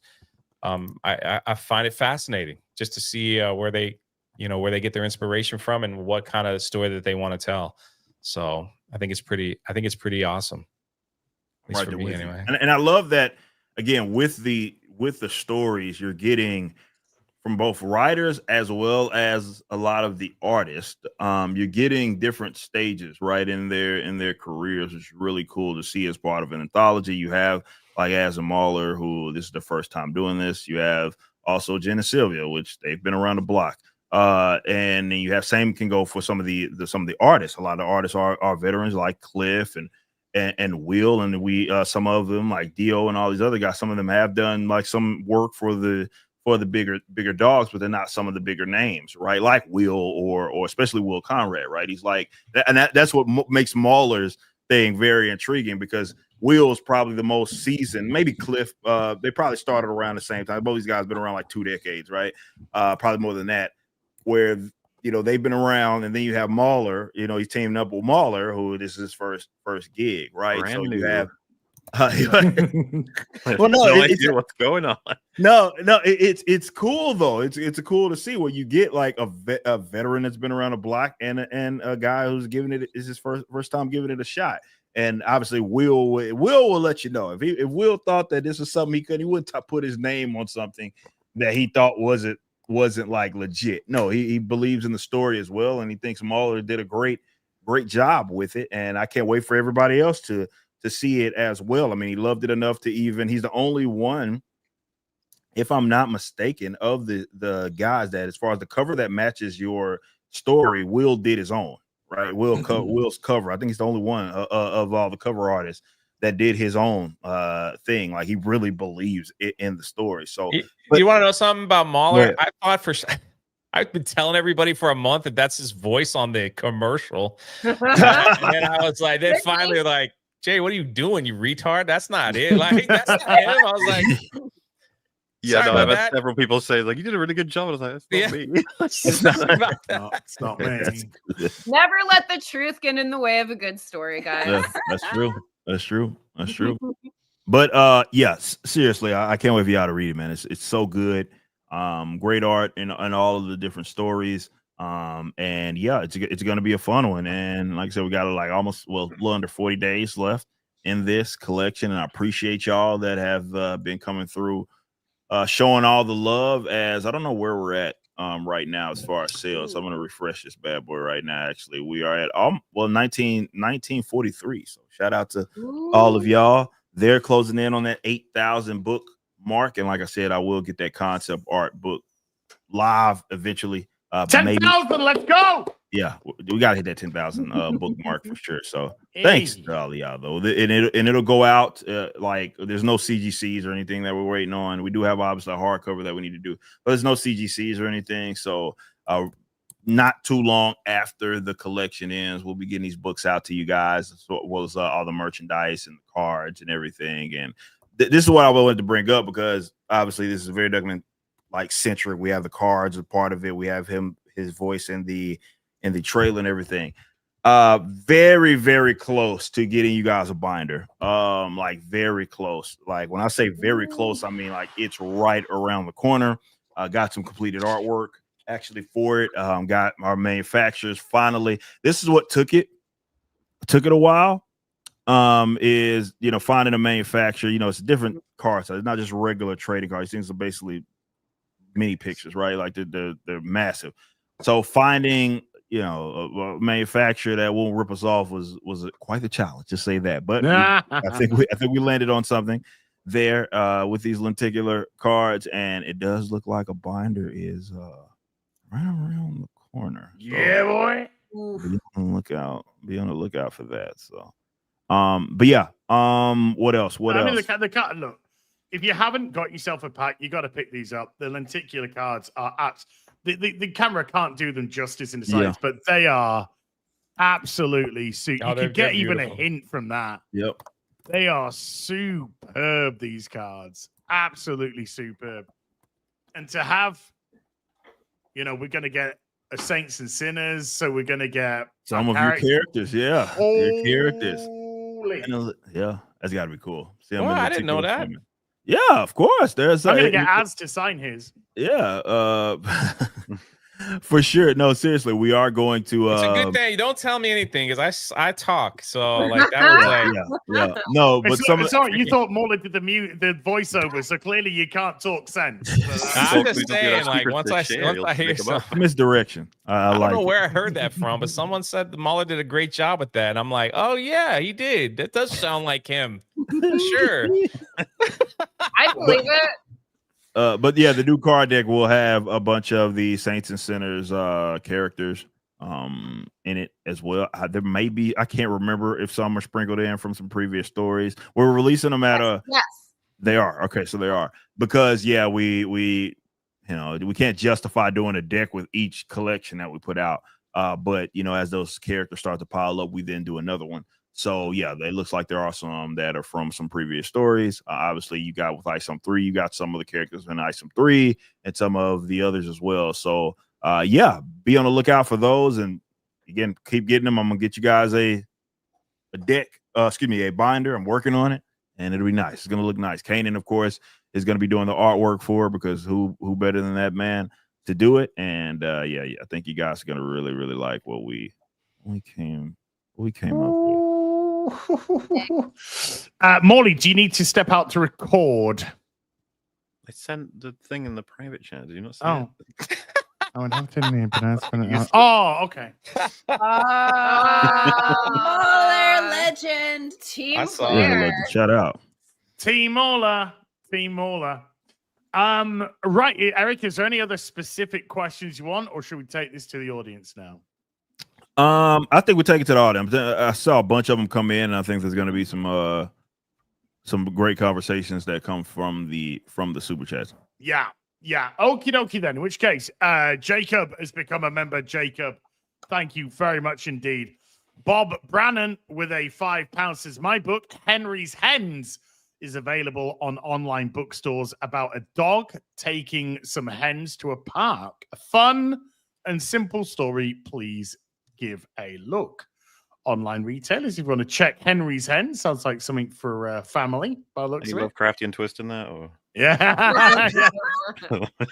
And then Henry murders them all. Oh my god! Nabe with a $2 says, Soskas, check out MauLer's 4-hour Black Widow review. I think that will be the only pleasure anyone gets out of that movie. Hey, true.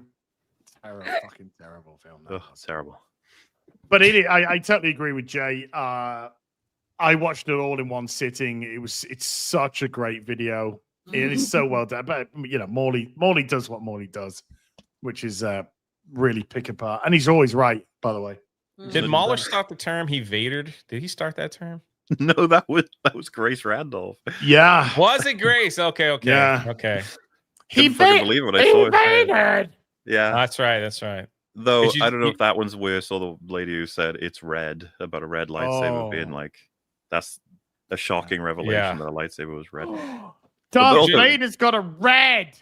Just thank you all for the very kind comments about that video. It was my only hope with those videos is I can keep people interested because they last so fucking long. No, it's good stuff. I'm like, when I finished, I was 4 hours in. I was like, no. Yeah, it's pretty good. Now. That's I remember the Star Wars one that you did during Ahsoka, and I was like, did I get that term vadered from that video? So it's like, it is in that video, yeah. Yeah. I'm just happy I'm actually in a MauLer video for half a second. Let's go. And that's gonna be my claim. When I wrap this whole thing up, I could tell grandkids. I was and in a MauLer video. Yeah. Check out. I am NDA'd by MauLer, but I can say that the next video, holy, it's a little longer than it's a smidgen, a soup song. I will make 4 hours look very short. Don't threaten me with a good time, mate. Bashy Washy with a $50 says, "Damn it, young Black Stanley, you keep going from failure to failure. Now you're using the poor YouTubers. I wish you all the millions in the world without the coke, of course. This time, Eric, you are going down." I know. Hi. Shout out, Bashy. Always coming through. And as you didn't read that last one. Yeah, I was just about to bring that up. The last one you didn't read. Mr. Rillum. Oh, sorry. I'll jump back. I'll jump back in a second. But yeah, shout out to you, man. Yeah. Look, everything is. Look, I'm living a dream here. I get to wake up every day. I mean, I know I'm busy. I know my team kind of has to run me down because I'm in a meeting or I'm doing something all the time. It's like, hey, Eric, I need you to do something. I'm like, I'm sorry, I'm doing all these things. But I'm having an absolute blessed to be in the position, and even better to be able to kind of, again, share this whole thing with some awesome people, like people obviously I know in real life. And get to like Jay and the Soskas and being able to like actually build with them is like, look, this is what it's about for me, man. So I appreciate y'all allowing me to do this. Thank you for the opportunity, boss. Yeah, grateful to be here. Yeah. Let's go back to Mr. Relim. Sorry, mate. With a $10 says, with the announcement of Saints and Sinners, I finally gave the Rippaverse a chance with Isom and Alpha Core. What a great world. I've now read every comic available, pre-ordered everything else. Go. Bloodruth became a quick favorite. That's what it's about, and it's a big reason why this, again, shout out to the sisters for putting this project together and help, again, project manage, because we knew we were going to get some stuff like that. You're going to get folks that are like, okay, I've been knowing this has been a thing, but now maybe let's actually dive in, and then you're going to naturally start gravitating towards your taste. And I'm glad Bloodruth is the character that you are falling in love with. That's what it's about. It's a fantastic book. And so appreciate you all. And by the way, you can get that plushie if you spend at least $100. I believe that's one of the 5 items that you can just redeem for no additional cost. Is that plushie and the cup that Jay has. I don't have it near me, so the cup that Jay has, you can get that one right there. You can get that as well. If you spend $100, you'll be able to auto redeem that. So I gotta tell you, man, I dropped it in the airport and it went rolling down, and it still works just fine. So you don't even see the dent in it. So I think it's 30, man. I think it's 30. I was filling up with water at the water fountain. It just slipped out and went all the way down. Dude, really appreciate you. Really excited, legitimately excited for you to read Saints and Sinners. But even just quickly, look, I know I do a show with Eric, but I had no skin in the game with Eric. You know, our show came around later on after the Rippaverse was already established. And, you know, I knew that Eric was putting together the Rippaverse. It's like, good on him, you know, let's see what happens, but good on him. And then just when I saw the characters start coming out, you know, you see Isom, you're like, okay. And then you see Alpha Core, like, okay. You see Yairi, like, okay. And you look at just like, that is your initial sort of like big WOP lineup. And I was like, okay, I'm actually interested. I'm actually interested in this. And then you saw who was bringing on to write, and then when you saw the artwork that was involved, and then when you started to see we're going to do 4 specific covers, we're going to do CGC, and I just really liked the idea. I liked the kind of, it became more than just a comic. It really became kind of like this is me taking on the industry, but this is me taking on the industry without caring about the industry, almost in a way. This is my own thing, my own entity. I've got my own vision, and you know, outside be damned, mainstream be damned. This is where, and I've loved that. So I was always a Rippaverse fan because I really believed in Eric's vision. You know, well before Eric and I decided to do a podcast together, well before I was even approached to do Saints and Sinners. So yeah, it's a personal, absolute dream come true, bucket list moment to put something in front of you guys and gals, and just literally just be there hoping that you enjoy, you know? Yeah. Because that's the intention. Let's go. Miss Razorburn with the $2 says, Sylvan Gent, my favorite and lovely Misfits fan. We love you. We love you. Thank you for always being so good to us in chat. Anytime I hear you, I throw GD on. Yeah. Aw. Veil Control with a $10 says, excited for this bundle to ship out. Gonna pick up the hard copy tonight. Glad independent artists are taking over. Whose story is better, Az or MauLer's? Wow, drunk just doesn't even get considered. That's I think he's talking Okay. about the rookie writers, the battle of the rookie writers here. Nah, they're both good in their Yeah, own. I don't see my rookies. Yeah, they're in their own respects, and I think that's exactly how the audience is going to take it. I think that depending on what type of, as with anything, and this is why it doesn't ever hurt our feelings here at the Rippaverse. If you're like, I'm not into that character or that story, but I like this one over here, and that's fine with me. Like, nobody's tripping at all. And so I think that you're going to have people that like as a story, especially if you're a big Ingrid fan. Hey, I mean, he did a phenomenal job in helping develop that character. And I say this is the guy that created her. Like, it's really, really good. Arigato. Yeah, it's really, really good. But the same goes for MauLer's story. So I don't think it's about one being better or worse or anything. I just think that everybody, like the people that like it, are going to like it. And depending on what your taste, because they are very different stories. So depending on what your tastes are, that'll really determine like what you get from it. But they're both very, very solid stories. Look, in all seriousness, I have seen like some of the concept art from MauLer's stuff. He shared it with me, and I am so excited to read MauLer's story. Legitimately, just as a fan of comics and as a fan of what I think he's going to do. When he NDA.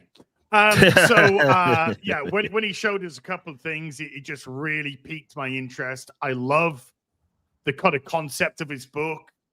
This sort of the adventure element of it, but there's more. And I really, I'm so excited to read his story. He's teased me enough to the point where I'm just like, yeah. And I'm excited to read everyone's story. I'm excited to read something from Jay for the very first time in my life. Thank you.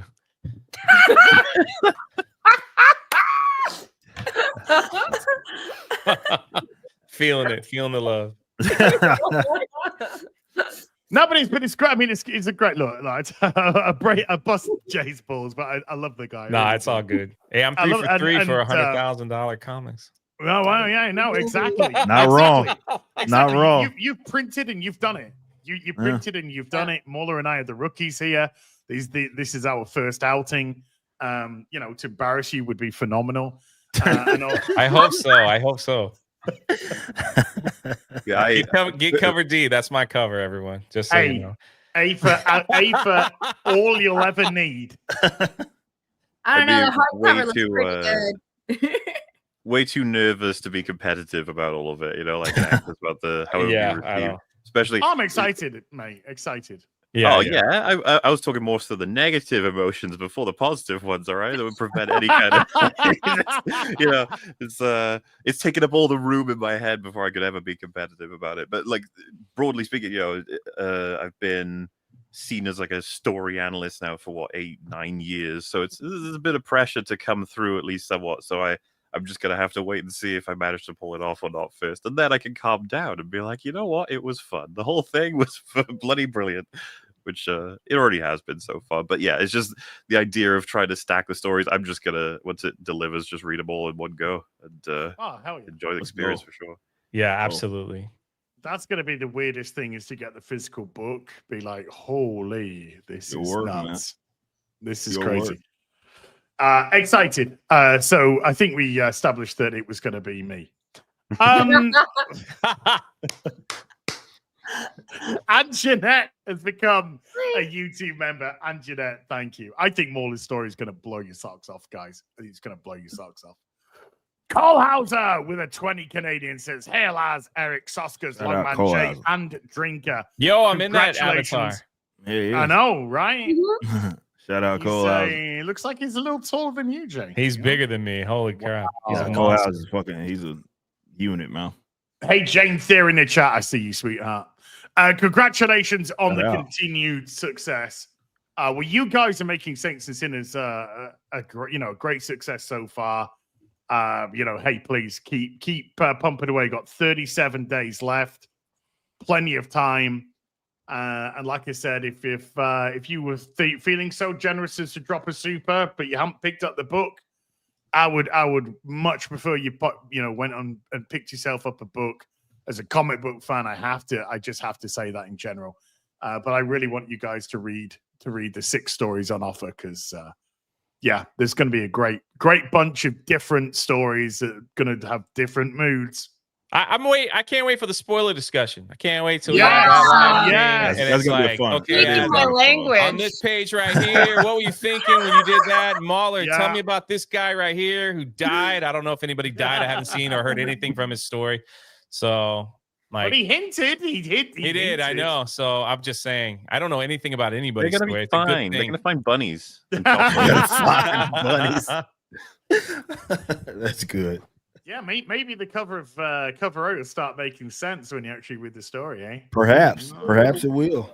What's all going on there? There's a lot going on that cover. A lot going on.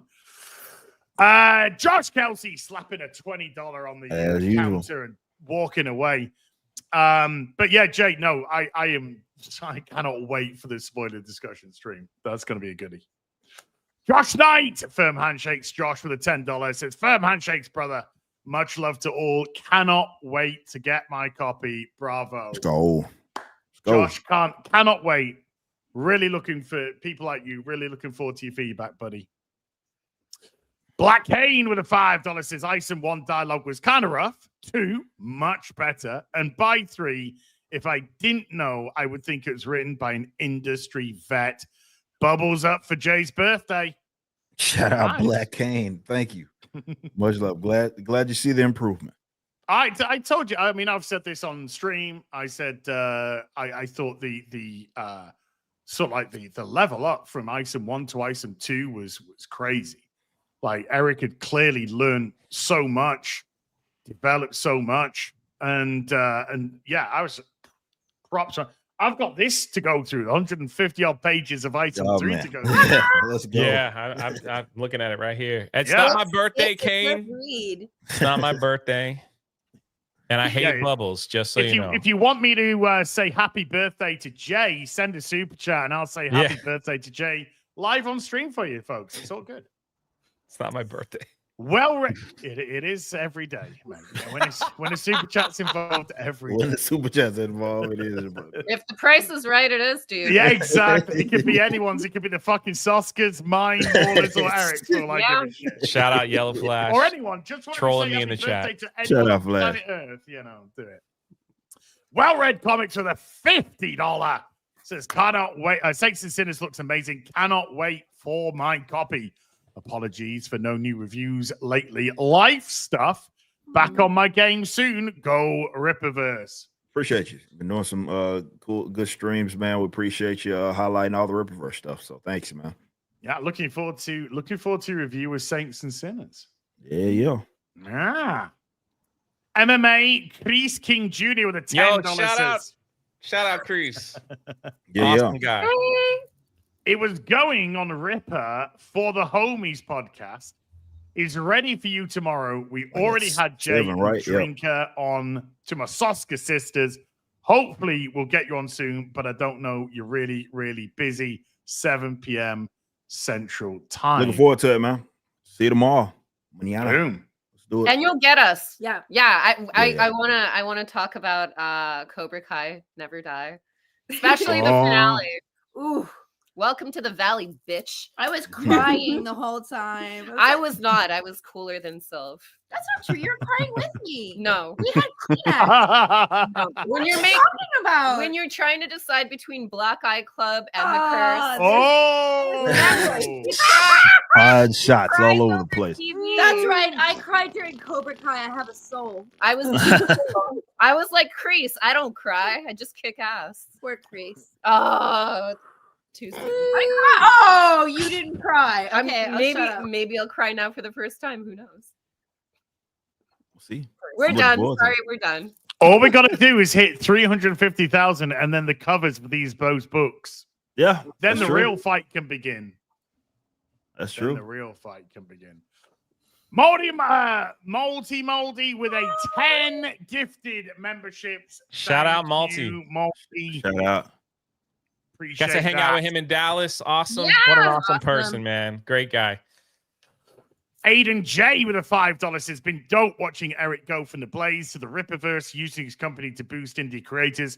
Much love to the Soskas, Jay, and the Long.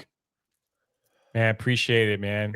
Appreciate that, man. I'll get Eric on that Trump wagon real soon. Don't worry. I've had some explosive appearances at Blaze. Sorry, Az, you weren't mentioned. Wow.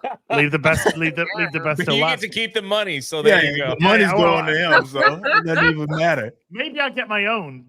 Super chat just all for me. Mark with a $5 says, question: when will Zaylan return to the store? Wish list for covers: Steve Rude, Zaylan, Daniel Warren Johnson, Norfolka, Jonathan Lau, Dirty Deeds.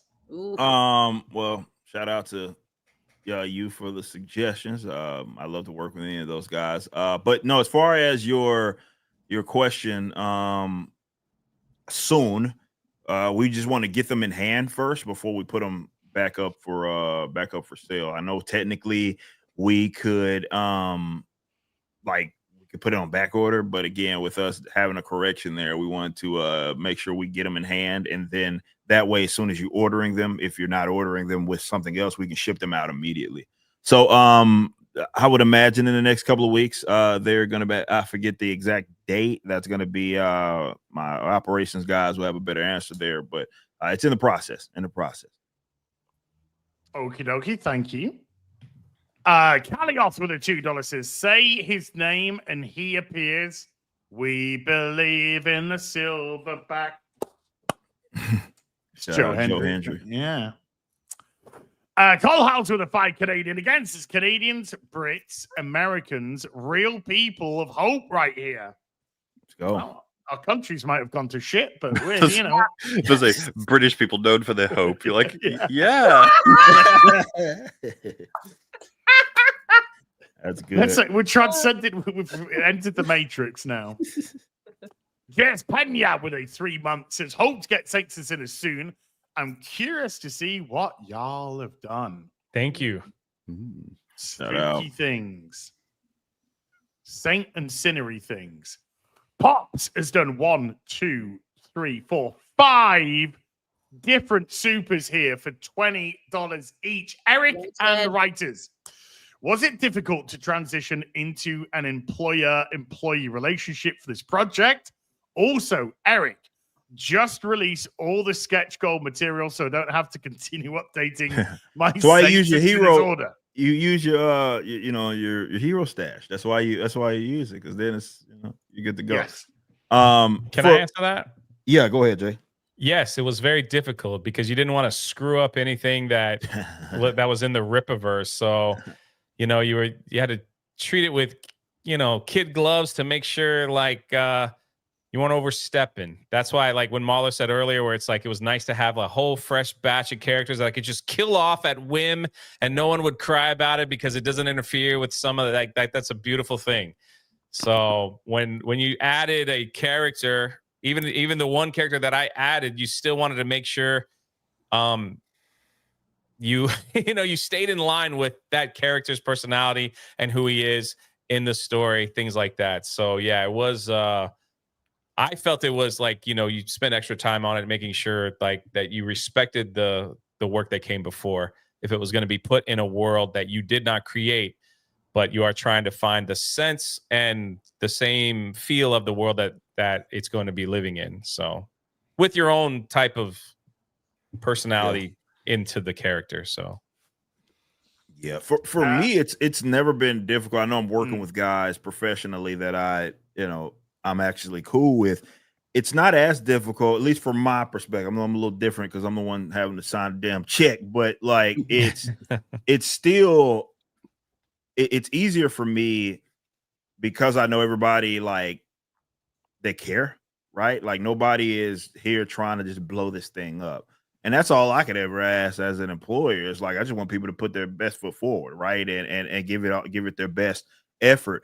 That does not mean that everything's going to be perfect. It doesn't mean that people aren't going to make mistakes or anything. But because everybody, like, again, it brings this up all the time, and how, he was a fan of the Riververse before we brought him on as like a writer anyway, right? So, with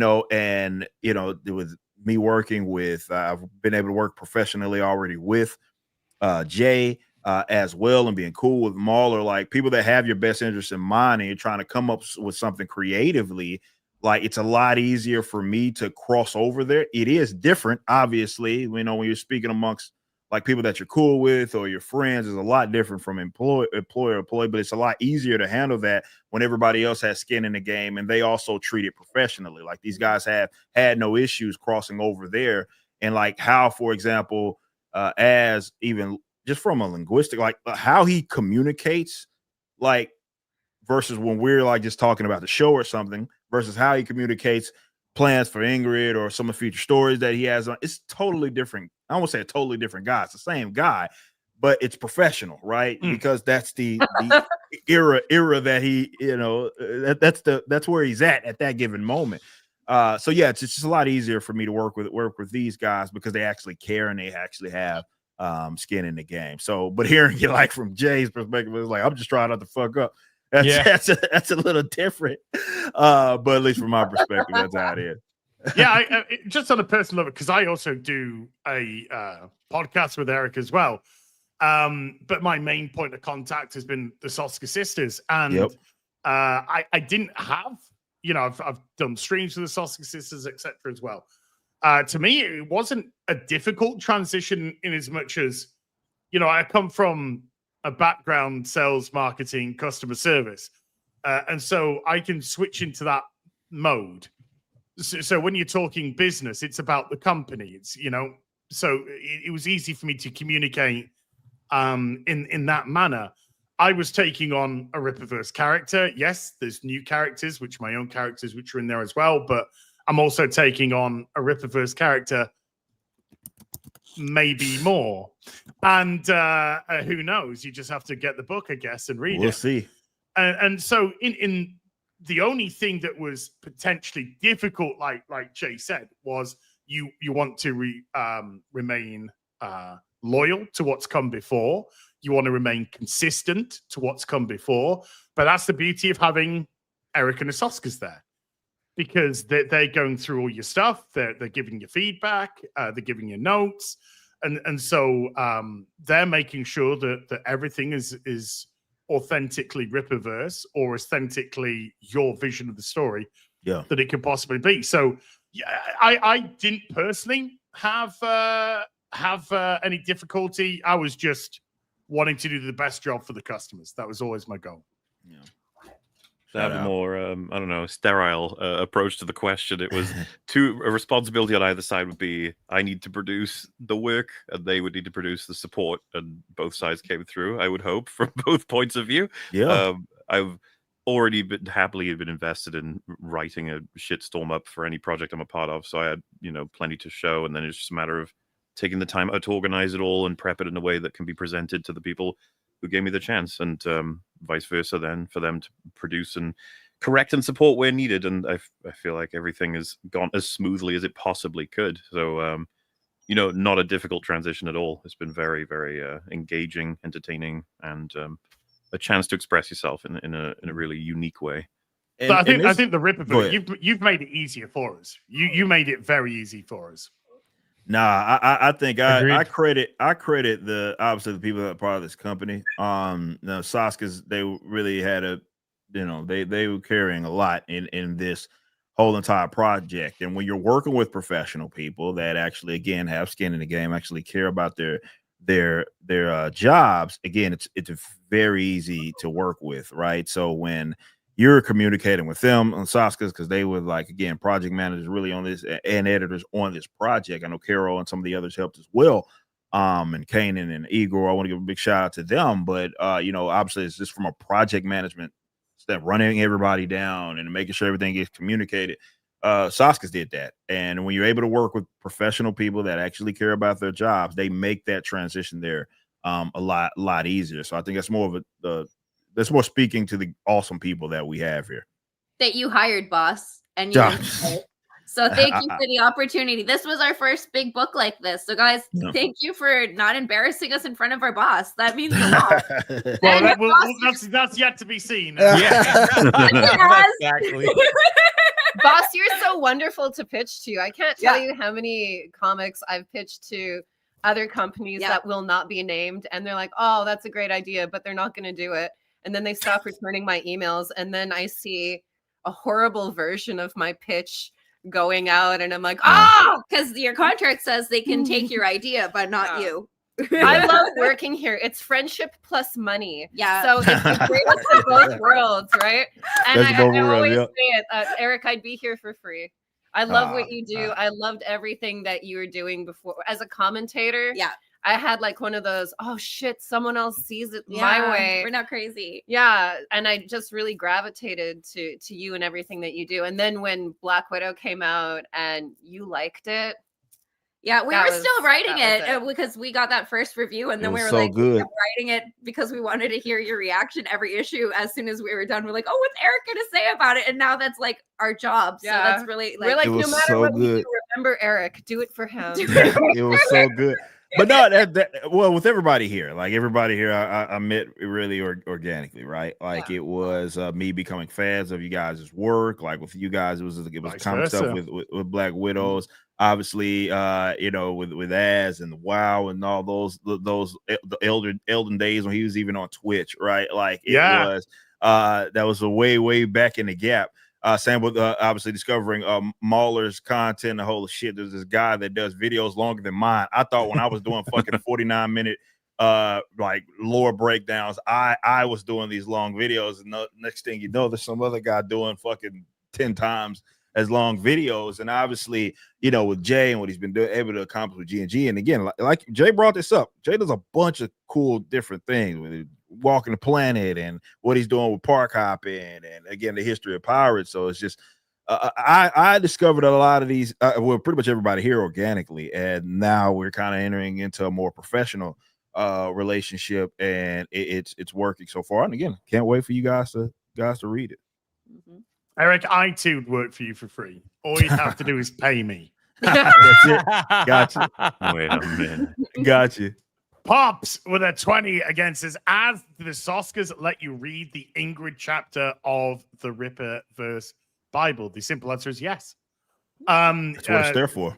Yeah, the Soskas were great. The whole reason why the Bible exists is for writers to get the information that they need about the characters, and maybe it's not just Ingrid. You know, maybe I got the Bible entries of some other ones. I don't know. Who knows? Who knows? But yeah, all I had to do was just drop an email to Soska and say, "Hey, which characters are in this specific area?" And they'd come back and go, "These characters." And then you'd be, "Which characters can I take to the story if I need them?" And they would, they'd come back and go, "You can have this one and this one if you wanted, or all of them, or whatever it is." And then I'd be like, "Can I have this and this in the entries?" And be like, "Yes."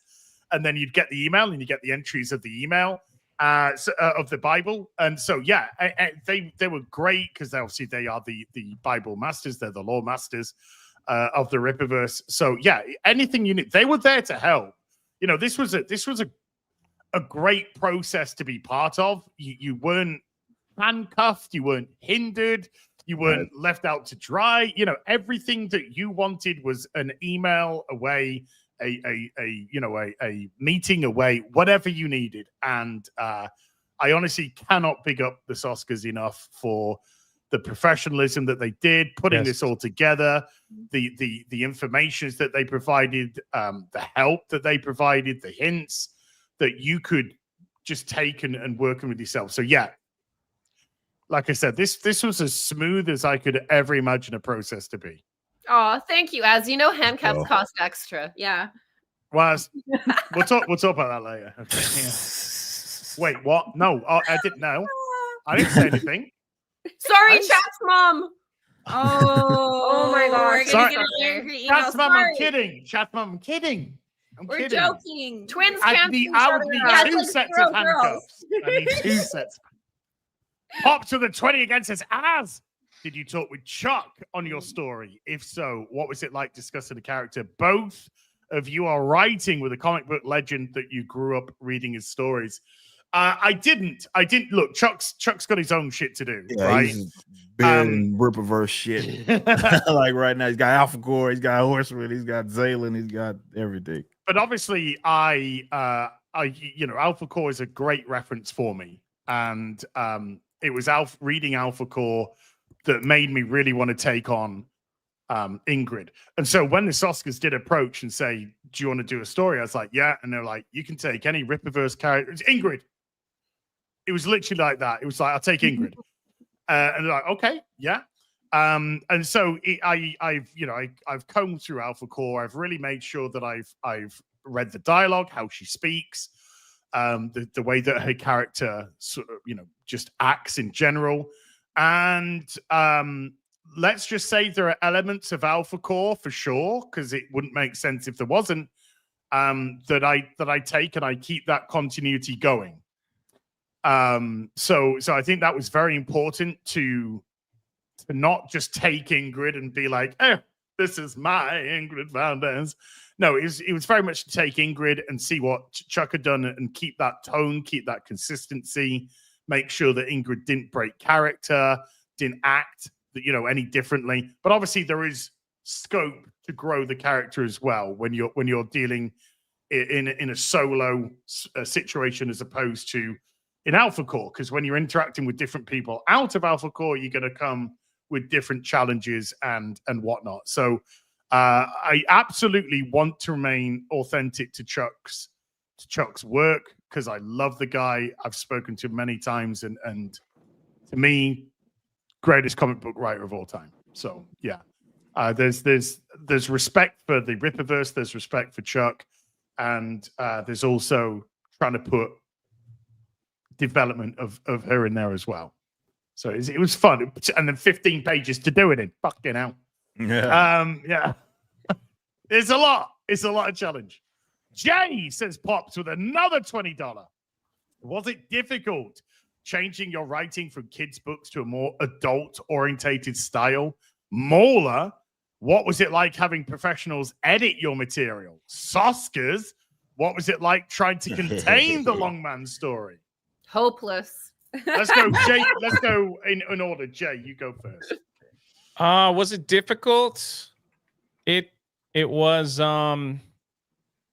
I don't know if it was difficult, but you just had to for me personally, you just had to get into a different mind, a different what I was trying to see with my vision. The only difficult part was because we're in the middle of finishing up the next series, the next book for the Achromatic Chronicles series. So it's like I was in the middle of Cameron Cross and then having to completely make sure like the stuff in Big Cameron pivot. Cross wasn't put into the children's book, stuff like No that. So kidding. it was in the middle of both. So it was just making sure like, and for me, what I had to do, I had to just start reading the story again over and over. And then it's like, it just puts me right into that universe that's a little different. So that's what I had to do. Morley, what was it like having professionals edit your material? Way better than I could ever have feared, because it was extremely cooperative. Working with the Soskas or Eric or Caro, like all of you, it was extremely collaborative, right? Any given change, it would be like, this is why it was this way. This is why it needs to be this way. Is there a compromise, or is that just the better for the story, way to go? And it was that simple. There was never any like aggressive sort of, how dare you destroy my work?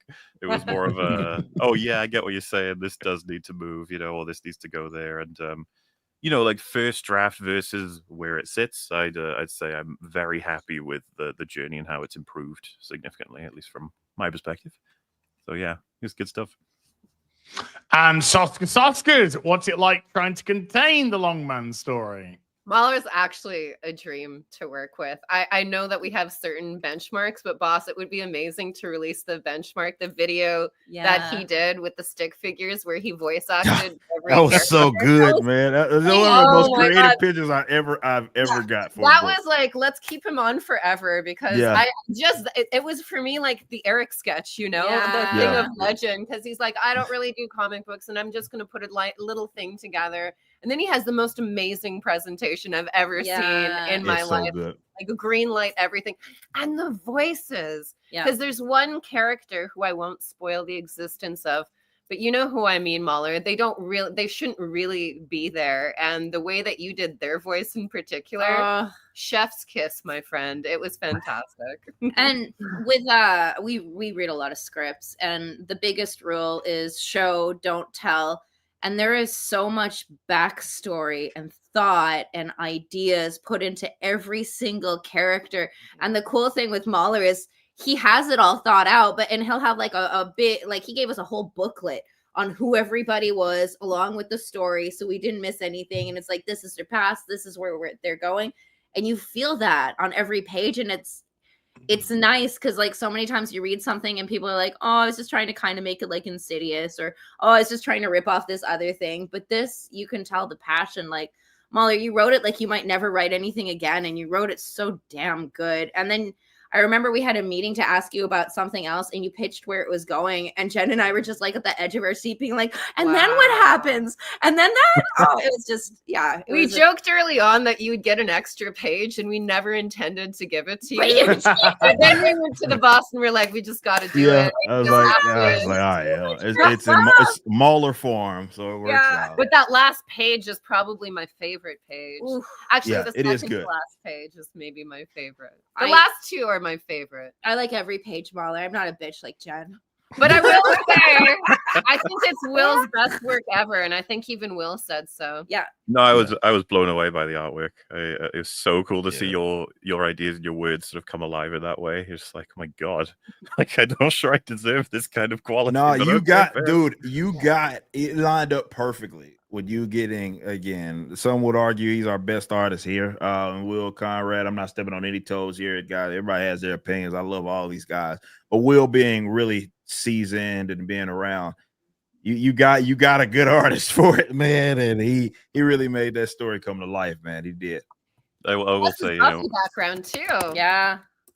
That feels a little bit a neat coincidence. But I was going to say, as the process continues, there were certain pages I was like, I can't wait to see what he's going to do with this, like, in terms of how far or how stylistically it could be represented. Who can say? Who could know? Yeah. Pops with his final $20 Super, dude. Thank you. Really, really generous, man.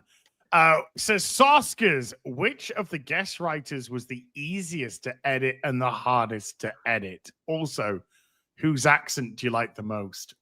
Oh, damn. Now that's a tough. That's a The tough accent question. one's really gonna get us. Kind of. We'll leave the accent one to the end. Okay. Who was the easiest to edit of the guest writers? I guess it would be Drinker. Drinker sent us a novel script, and I was like, "Oh, I actually want it in comic." He was like, "Oh, okay, here you go," and that was it. Really, really like fast writer. We haven't really talked about anything with Drinker's narrative or what he did. Yeah. His story was so ballsy. I was reading it like, oh my God, he's not going to do that, is he? Is he actually going to do that? That's, oh no, I like those people. Whereas Jay didn't want to kill anybody you liked. And what about you? Easiest? Probably Jay, because we became homies a while back over Achromatic Chronicles, and we have a really good short term like form, and I can just text you if I need something. Yeah. And all of your feedback is like, I'm so happy to be here. It's awesome. I love it. So it was very easy. And it was also, I loved Cameron Cross. I loved his story. I loved how the visuals have turned out as well. And that's not to say anyone was difficult. I honestly would say Az was a nightmare. No. No. I actually no, I'm gonna leave it at that. I'm gonna leave it at that. Az. He's a nightmare. No. But honestly, I didn't. It's all right, I'll take it. I'll be the heel. In real life, Sylvia's the most difficult person to edit ever. So comparatively speaking, everyone's a dream. Everyone is a dream. For hardest for me was MauLer, because I wanted his full stories. I wanted all of it. And that was the only time I was like, man, you asked him for a short form, but he's the long man. What are you doing? Are you crazy? Like, what are you trying to do? But I really like where it landed, because it was perfect. Like, all of them. I think the worst part of it is when you get to the last page and you're like, I want more, because they really suck you into this world with these characters and these stories, and you do want to see an ongoing. You do want to see what happens next. It's always like, it's like this like delicious appetizer, and then they throw you out of the restaurant and you're like, wait, what? You know, that also was my greatest joy. Everyone did something so different, and I expected to have to come in and be the editor being like, I'm sorry, this person turned their work in a little sooner than yours, so we're gonna have to change your entire idea around. Sorry. Yeah. But none of them were even remotely close. It was all like, you guys dropped acid and then you wrote something, and then I was like, this is some crazy shit. Hey, Pops, I'll spill some tea for you. Do you know who was difficult at time? The Soskas. Do you know why? Because I was given a deadline. And during my deadline, I would get an email from the Soskas, and it'd be like, "Is it finished yet?" And I'd be like, "I've still got 14 days to go until my used deadline." All of your time, didn't you, Az? And I used, I know, and then I got another one like a week later. Going, "Is it finished yet?" I'm like, I'm still with it. So I don't you love we gave you that deadline and then we didn't release it for almost a year after that? You were the only one who got a deadline, by the way. We're like, let's just fuck with that. Let's fuck with Az. Everybody else take your time. Yeah, Jay just handed his in last week. Yeah.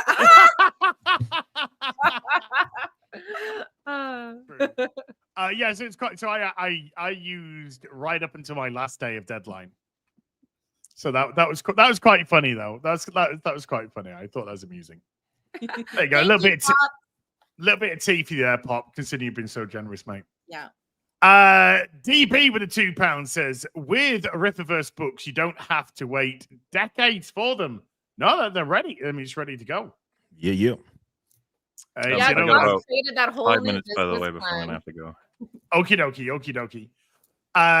Max Drumnut with a 17-month says, when do we get the 500-page Longman book, I guess? 500-page comic, huh? Sure. Maybe that would be too much even for me. I'm sure I can find a way, though.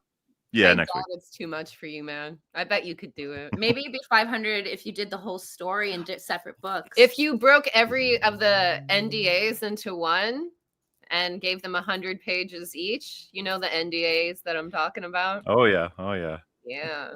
I'm just NDA'd, so. Can you guys just NDA the NDA, all right, please? We got the NDA to talk about.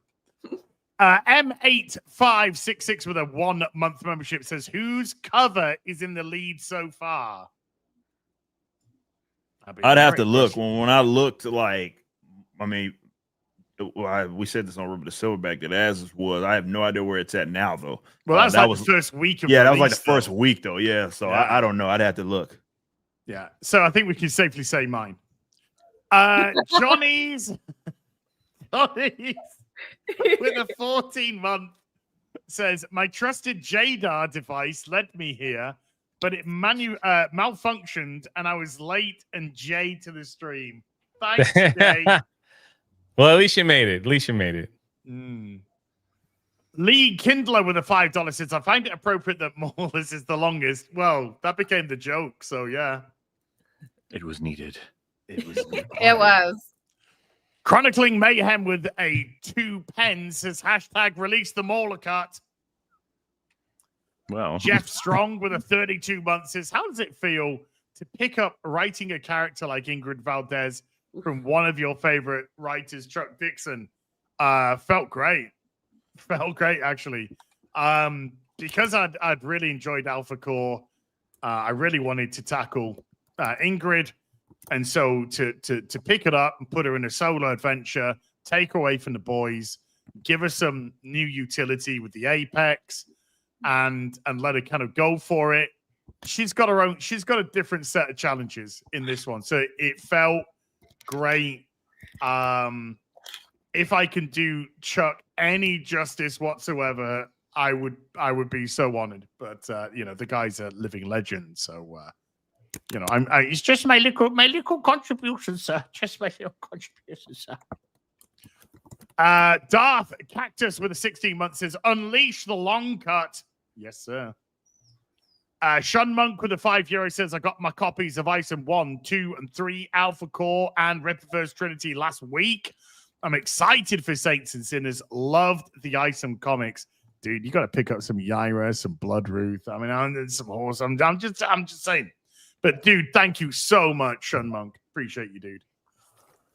Griff Nizzle with a $10 says, just put in my hardcover order. If it sucks, I blame Jay. Hey. I would too. I would. Thank you. Please address all criticism to Jay. Yes. Yeah. Including anything that's directed at my comic. Next with a $5. Nice to finally see biological women on here. You're welcome. Seriously, congrats on Saints and Sinners. Release the long man cart. Well, you never. I mean, who knows what might happen? Who can say? I mean, in a way, the final cut is the cut it's supposed to be. So it's like there's no. Don't worry about any Snyder thing happening here. I'm very much happy with where it's gone. Callum Edmonds' long man bone god cut. Coming to a cinema. Crimson Shadow with a £10 says, Shadow's back. What's the clay, you 5? I hope you're all well. You can count me among those who've just ordered Saints and Sinners cover. Hey! That's the one, buddy. Keep up the great work. Thank you, Crimson Shadow. By the way, massive thank you to everyone who's buying whoever's favorite cover, where it's mine, MauLer's, Jay's, Drinkers, Soska's, and Eric now have the hard cover themselves, or the anthology cover, which was also doing very well, by the way. Mm-hmm. That was a big set. I think it was like 2. When we looked, I think there's like 2 copies between mine and the anthology cover, which was the next one. So cover A all the way. Jerry D. Sills with a $2 says, hail from all the Sith Lord poet, master of the pen. There you go. Let's go. I read that as anal for a second then. Jesus. Not quite. I thought it's a little early in the day for that, but thank you anyway. Anasol with a $10 says, looking forward to all your stories. I have to give a shout out to Zaylen. That is my favorite book so far, next to The Horseman and Bloodruth. Thanks for the new comic world to discover. Oh, thank you, Eric. Shout out. Griff Nizzle with a $10 says, for Jay and MauLer, if this is successful, are you both willing to continue with these characters? Would you be willing to write full books for the Rippleverse? The Rippleverse? Like you said. Anyway, yeah. Well, the thing is, we got to see what the audience think first before any decisions like that could be made. But I mean, you know, plenty of investment from both of us, I'd imagine, from having created these happy little creatures in the world that will be protected and loved indefinitely. So, you know, I don't want to make any promises, but excitement abounds. I mean, the truth is, as a story could carry the whole book. So maybe that's where the direction it goes, you know? So we'll see. But I already have a trilogy done for the Cameron Cross. Does that mean Eric will use it? I don't know. Maybe be like, yeah, trash that, and we're gonna start fresh. So, man, we'll see what the audience is. So. I think the beauty about anthology books is no matter what stories in there, people are going to gravitate to a specific one. You know, so there's going to be loads of people that there's 8,000 books nearly sold here that love Eric's story the best, Soska's story the best, mine, MauLer's, Drinkers, Jay's. You know, they're going to have their own preferences, and that's the beauty of anthology books. So, yeah, everyone's going to have their favorites. David Harvey, David, thank you, buddy. Gifting 10 memberships to the stream. You're legend, mate. Thank you. Wonderful moderator from your channel as well. Kalioth with a $2 says, with Bella's back in WWE, Soska's ex Bella's collab? Well, so Goldust, he does have a wrestling school, and we're like, oh, we're too old for that. He's like, I'd train you. So if those girls are brave enough to go for a real fight, I don't know. I mean, they're just wait. Nikki. Older twin right here. If you want a real fight, I'm ready.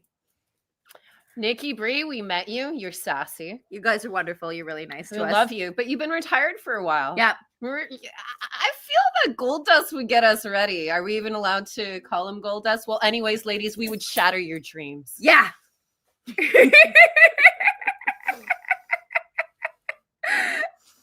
I guess so. I guess that's a yes. I don't know. I think they're scared. Listen, that's the bottom line. Whoa. Because the Soska said so. Chronicling Mayhem with a 2 pens. Beg you slow down joke. Saving for Gary and Jay's book. No, save for more Saints and Sinners covers. More Saints and Sinners. You talking about Daughter's Revenge? Hopefully that'll be out in October. So I appreciate it if that's what you're talking about. Thank you.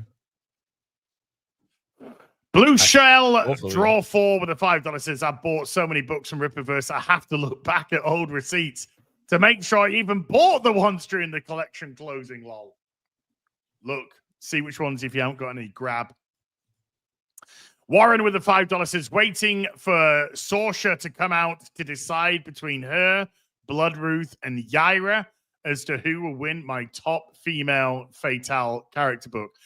Sir, I think you'll find it's going to be Ingrid Valdez. Sir, with all due respect, sir. Yellow Flash with a $2 is Jay's excited about Splatoon Raiders. Listen, he comes in my live stream and spams that over and over, but then sends as the super chat. Because Yellow Flash knows what's going on. He knows how the game's played. Go pick up Golden Patriot. 100%. Golden Patriot. Let's push that to 100. You got a bounce, right, MauLer? Yes, I'm afraid so. Okie dokie. It's been a good stream and excited for the future, right? Who knows what's going to happen? Looking forward to the spoiler discussion. Sure, 100%. And again, thank you all so much for the opportunity and chat for making all this possible as well, innit? All them customers. Make MauLer's this cover big B. world even bigger. If you I am want to B. get MauLer's cover, it's He's cover a bone B. god. Nah. Yeah. Shout out MauLer, man. Appreciate Yeah, you, man. shout out. Thank you, All right. dude. I'll Thanks, speak to you lads soon, and man. ladies. And yeah, I'll catch you around, dude. Bye bye. All right. Peace Bye. out. And yes, big Love you. shout out to Flash, represent.com. You can go get obviously Mighty Golden Patriot. So you should get that. Closing in on 100,000. That's our next goal. Yeah. So go grab that right now. He's over So 90. good. Over 90. Yes. Princess Diana. Doggies. Diana really loves World War Yeah, II stuff. Let's yeah. Look, just she's like, say. go pick a Golden Patriot. Also, it's her birthday week. It's her birthday on Saturday. Oh, let's go. No, she's been partying. Yeah. Aw. One too many doggy treats. Captain Falco with the $2 says, I just want one for the MauLer story. No, hey. Hey, Respect. you might arrive for the MauLer story. You might leave with more. You know, that's all I'm saying. That's all I'm saying. Who knows? But yeah, I can't believe, dude, it's going to be Captain Falco. His story's going to be a doozy. It's going to be a doozy. God's Bad Karma with a $20 says, sending this super just to say hi to the lovely Jen and Sylvia, but also to once again petition for the Silverback to be a character in future books. But really, hi, Jen and Sylvia. Hi. Mwah. Who knows? We like I said, Eric and I said we might, just as a nod to the fans, and not as a self-insert, because self-inserts are lame and gay. But just as a nod to fans, maybe there's a poster on the wall somewhere. Maybe there's a TV show on, you know. Just saying. Saying. I've been But pushing for the that'll be a nod to you. I've been pushing for the Rippaverse to put Handyman somewhere in the universe, but I don't know if that will happen. So, oh, fucking Handyman. Shout out Damon Wayne's character. Shout out Wayne's, So good. Oh my god. It's a handicap crusader. He recently We need the representation. He was recently on with somebody, and they asked him to answer the question as Handyman. And did he put his arm up like he does his character? Let's go check it out, man. It's fucking. Oh man. Go on, ladies, say this name for me. Jamji. Jamgenie. Jamgenie. The faster you say it, that's close. Are we anywhere close? No, it's Demogeni. I love Demogeni. Demogeni. Demogeni. Demogeni? Yeah, Demogeni. Demogeni. Demogeni. She can't be I called him Damagini. Damagini. Damagini? Damagini. All mixed up. Imagine with a $5 says, just got my Zaylan and Isom, and I have Saints and Sinners on deck. Go. Keep on rocking, Rippaverse team. My 2 short boxes I got from Jarl getting full quickly. Let's go. Oh, good to hear. Brass Monkey dropping 5 gifted memberships. Brass Monkey, you get a salute, Brass Monkey. Big salute to Brass Monkey for that. Robbo Ross with a £5. Great thumb, by the way. Shout out, Jane. Hope your peaceful time is going very well, lovely lady. She's in chat. She's still in chat. God bless her. Shout out. Legend. Chronicling Mayhem with a 2 pence says, Ripper, see you on For the Homies podcast tomorrow. Yep, Carol sent me the reminder today. See you there. Woozy1 with a $2 says, just curious, why no signed CGC for this book? Because it's like 6 authors. That would be a freaking... One's in Scotland. All around the world. Yeah, all around the world. England, Wales, America, Canada, fucking another, Let's get an auto pen. Get the auto pen, Eric. Yeah, it has to be. It's Get the auto pen from the White House. Have them sign it. Yes, that's what I have to do. Well, it's down. Chat GPT's down. It's down. But if y'all come to the meetups, we'll all be there to sign them, right? Yeah. Eventually. Yeah. Maybe. Who knows? Who knows? Kung Fu Hot Dog with a £2 says, can you ask the hot Soskas to blow me a kiss? Hot Soskas, do you want to blow Kung Fu Hot Dog a kiss? We get a full on there. Oh.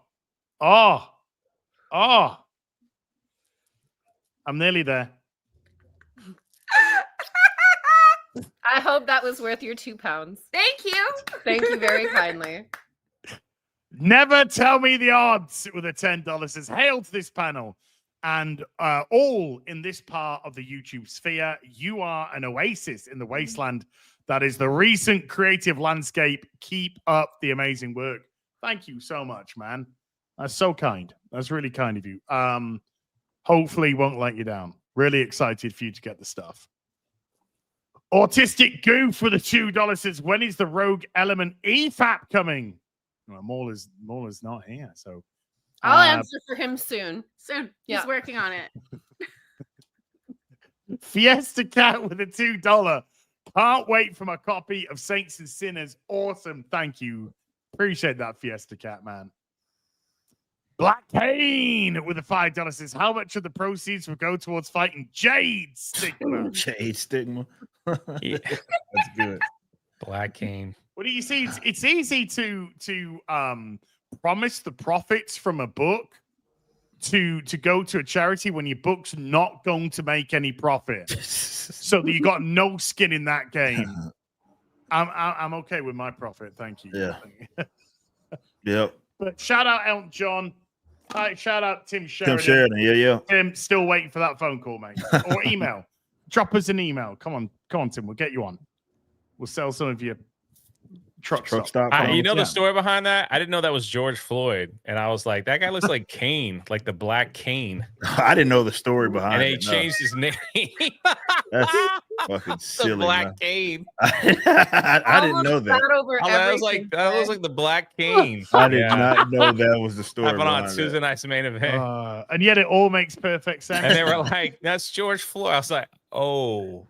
That's the first I heard of It's that. good to keep. It's good that you're on top of topical. I know, news, man. Jay. That's just. It's one of them. You want to go? You want to Google what happened in 2020, mate? It's going to shock you. Yeah. Oh man.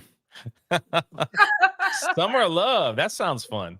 Yeah. But seriously, it was very fun. Jades is an epidemic, and it's not funny. So Sorry please about that. buy a copy of Saints and Sinners to fight Jades. Okay. Raven Black Sparrow plays. I recognize two people in that. With a membership for 4 says, hail to the lovely Jen and Soskas, and to Az, Drinker, Morley, Drunk 3PO, and of course, Viva la Lurkers! Shout out. Love Viva them la lurkers. We love the lurkers.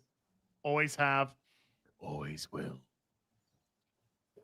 Carolyn with a $5 says, happy birthday week to Princess Diana. Thank you, The Diana. doggo. Did you hear that? Yeah, good girl. Good girl, Princess Diana. And Thank you, Jane Sarah. Theory. Shout out, with a Jane. $10 super sticker of a super pair giggity flying. Rumor has it, Jane herself has a super. Anyway, love you, Jane. Miss you. Yeah. It's not the same because we've got Mr. Porkchop most weeks and he's a pain in the fucking ass. But there you go. What? It's true. That brings us to the conclusion. A little bit of a longer show today, but we appreciate that, Special everybody. occasion. So I guess before we go, let's drop it with the Soskas. Anything that you like to say before we go? Any imparting wisdom? My imparting wisdom is you don't want to miss out on Yaira 3, which yeah. closes this Friday. Yeah.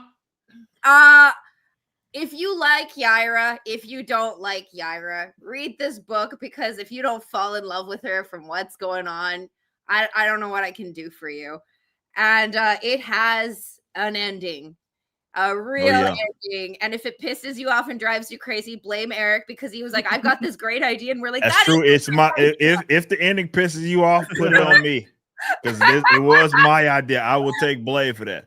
I'll be honest, Yaira up to that point will piss you off in a lot of ways. Some of you keep your tweets, because some of you guys have been right on the money. Some of you have been creepily accurate. One of you even guessed the mystery poster, and I was like, are there cameras in this apartment? Like, how are you doing that? I'd also say, please pick up Ripazine. It's only $8. Yeah. You get interviews with everybody here, even Drinker. You haven't heard him speak, but we'll grab him and capture him. Yeah. And I'm not allowed to spoil Catch and Kill, but there is a lot more going on in that story than I am. Oh, allowed yeah. to Some say. familiar faces in there. I mean, if you've been reading the other zines and read some of the extras you see in the background, Catch and Kill has already been mentioned before. So it shouldn't be a surprise that some familiar faces may pop up. Absolutely. And I love Peter Parker. I love that he worked at a news place, Superman also. And, you know, we thought it would be really funny if the journalists actually had integrity. I know. Isn't It's that amazing? It's a fantasy. I don't think I can relate to that. They don't care about money. They don't care about their reputation. They don't care about pulling a spotlight onto them. They are willing to die to bring people the truth. And I can't think of anything more noble. And there's a lot more about those characters than meets the eye. I really, really love the opportunity to create 2 original characters, and then they mess with a lot of the existing characters' lives as well. Yeah, more wisdom. It would be unwise to miss Mighty Golden Patriot. You come for the World War II. Stay for the dark, twisted shit that we put in there that you're like, whoa. And don't miss the Tales from the Battlefield. Yeah. You got to grab that. It's only like what? Loved it. It's got a great theme with the World War II. And the other thing, I won't spoil for you, but I love horror. So what could I possibly be so keen on? I don't know. And if you're here, please also pick up Saints and Sinners. Oh, You are really, really going to enjoy it. I think actually you're going to like all of the stories, and it's going to be difficult for you to pick a favorite one. But 100%. When you pick ours, you know, just be nice to like Az about it. But no, honestly, they're all fucking Good cope. Yeah. And coming soon, this isn't a spoiler, Death Shroud from Rip Ascend. Oh, yeah. That book is going to knock your socks right off. So wear 2 pairs of socks. Yeah, and if you want to hear us keep talking about Yaira, I'm pretty sure we're doing a closeout stream this Friday. Yeah. Yes. Yeah, we'll be doing a closeout. I actually do wear 2 pairs of socks because my fucking little bastard dog keeps running off with them. So when are we gonna see the dog on stream, Ash? Slurpo Mel, right? He's got to grow up first.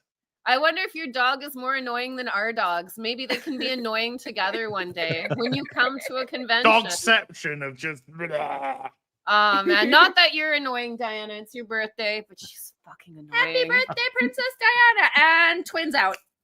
Boy, Jay. Oh man, just get Saints and Sinners. Let's see if we can push that thing to 10,000. That'd be awesome.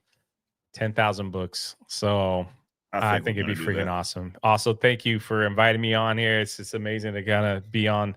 You're welcome. A amazing YouTube channel that I've looked up to ever since I was a little kid. Because I like Transformers. Okay, I just like Transformers. It's the only one online that talks about Transformers. So, you know. Yeah. That's good. Get a little talk before we even start this stream as well. Yeah. Go get Acromata Chronicles, by the way. It's yes. Only got a few left. The store. Connected cover's almost out. Yes, it is. So go grab it. Eric, what you got going on? Man, just work. Soon as this stream ends, I'm back to checking emails and doing all the stuff. So yeah, it did get announced that Death Shroud. So Friday's going to be a massive day. Because to Soska's point, that got announced during the stream. So that's coming out Friday. So Friday's gonna be a big day. You got Death Shroud dropping in the morning, and then we're closing out Yaira that night.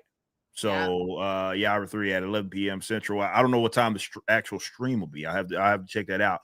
But obviously we're gonna be closing it out on the Rippaverse channel. We're gonna have some fun. So thanks. We'll grab that. Mighty Golden Patriots, Saints and Sinners. Represent, of course, it comes with your membership, so go redeem it. If you are a member as well, go read Catch a Kill. You're gonna love this entire story. And we got a lot of stuff coming with Jay as well, Rippaverse related, Represent related as well. So all sorts of stuff happening. So go grab Saints and Sinners. Yeah, and from myself, again, I'm just going to reiterate what people have said. Get Saints and Sinners, please. It's linked in the top of the comment section there. And if you're watching this back later on replay, in the description box down below, got the links to Saints and Sinners and also to Ripazine 4, because it's got the interviews with all of us from Saints and Sinners. And I think we've done pretty well not to tread over a lot of the answers that we give in that. We did good. Yeah, so you get some different stuff. And also, Yaira 3 ending this Friday, so go pick that up. Golden Patriot knocking on the door of $93,000. It's so close to its goal of $100,000. Let's push that one over. And of course, we're on the verge of 8,000 books here. Let's go. Let's get 10. Let's hit 10 before the campaign ends. Pretty sure you will, but let's do it. Let's not get complacent. Massive, massive thank you to absolutely everyone who came to watch today. Mods, thank you so much indeed for giving up your free time. All of the panel today, thank you so much for turning up. Morley, thank you. Drinker, all the best. Hope everything's good with yourself, sir, and everything's all right there. And of course, my co-host, Eric, on this special Rip and the Silverback. We're all going to be back. Oh, everybody who super chatted, and there was a shit ton of you. So everybody who super chatted, membered, remembered, gifted memberships, thank you for supporting the channel. And if you want to support the books, please do as well. Until next week, when we'll be back on Eric's channel, you take care. Goodbye, Blue Ball. Bye. Peace.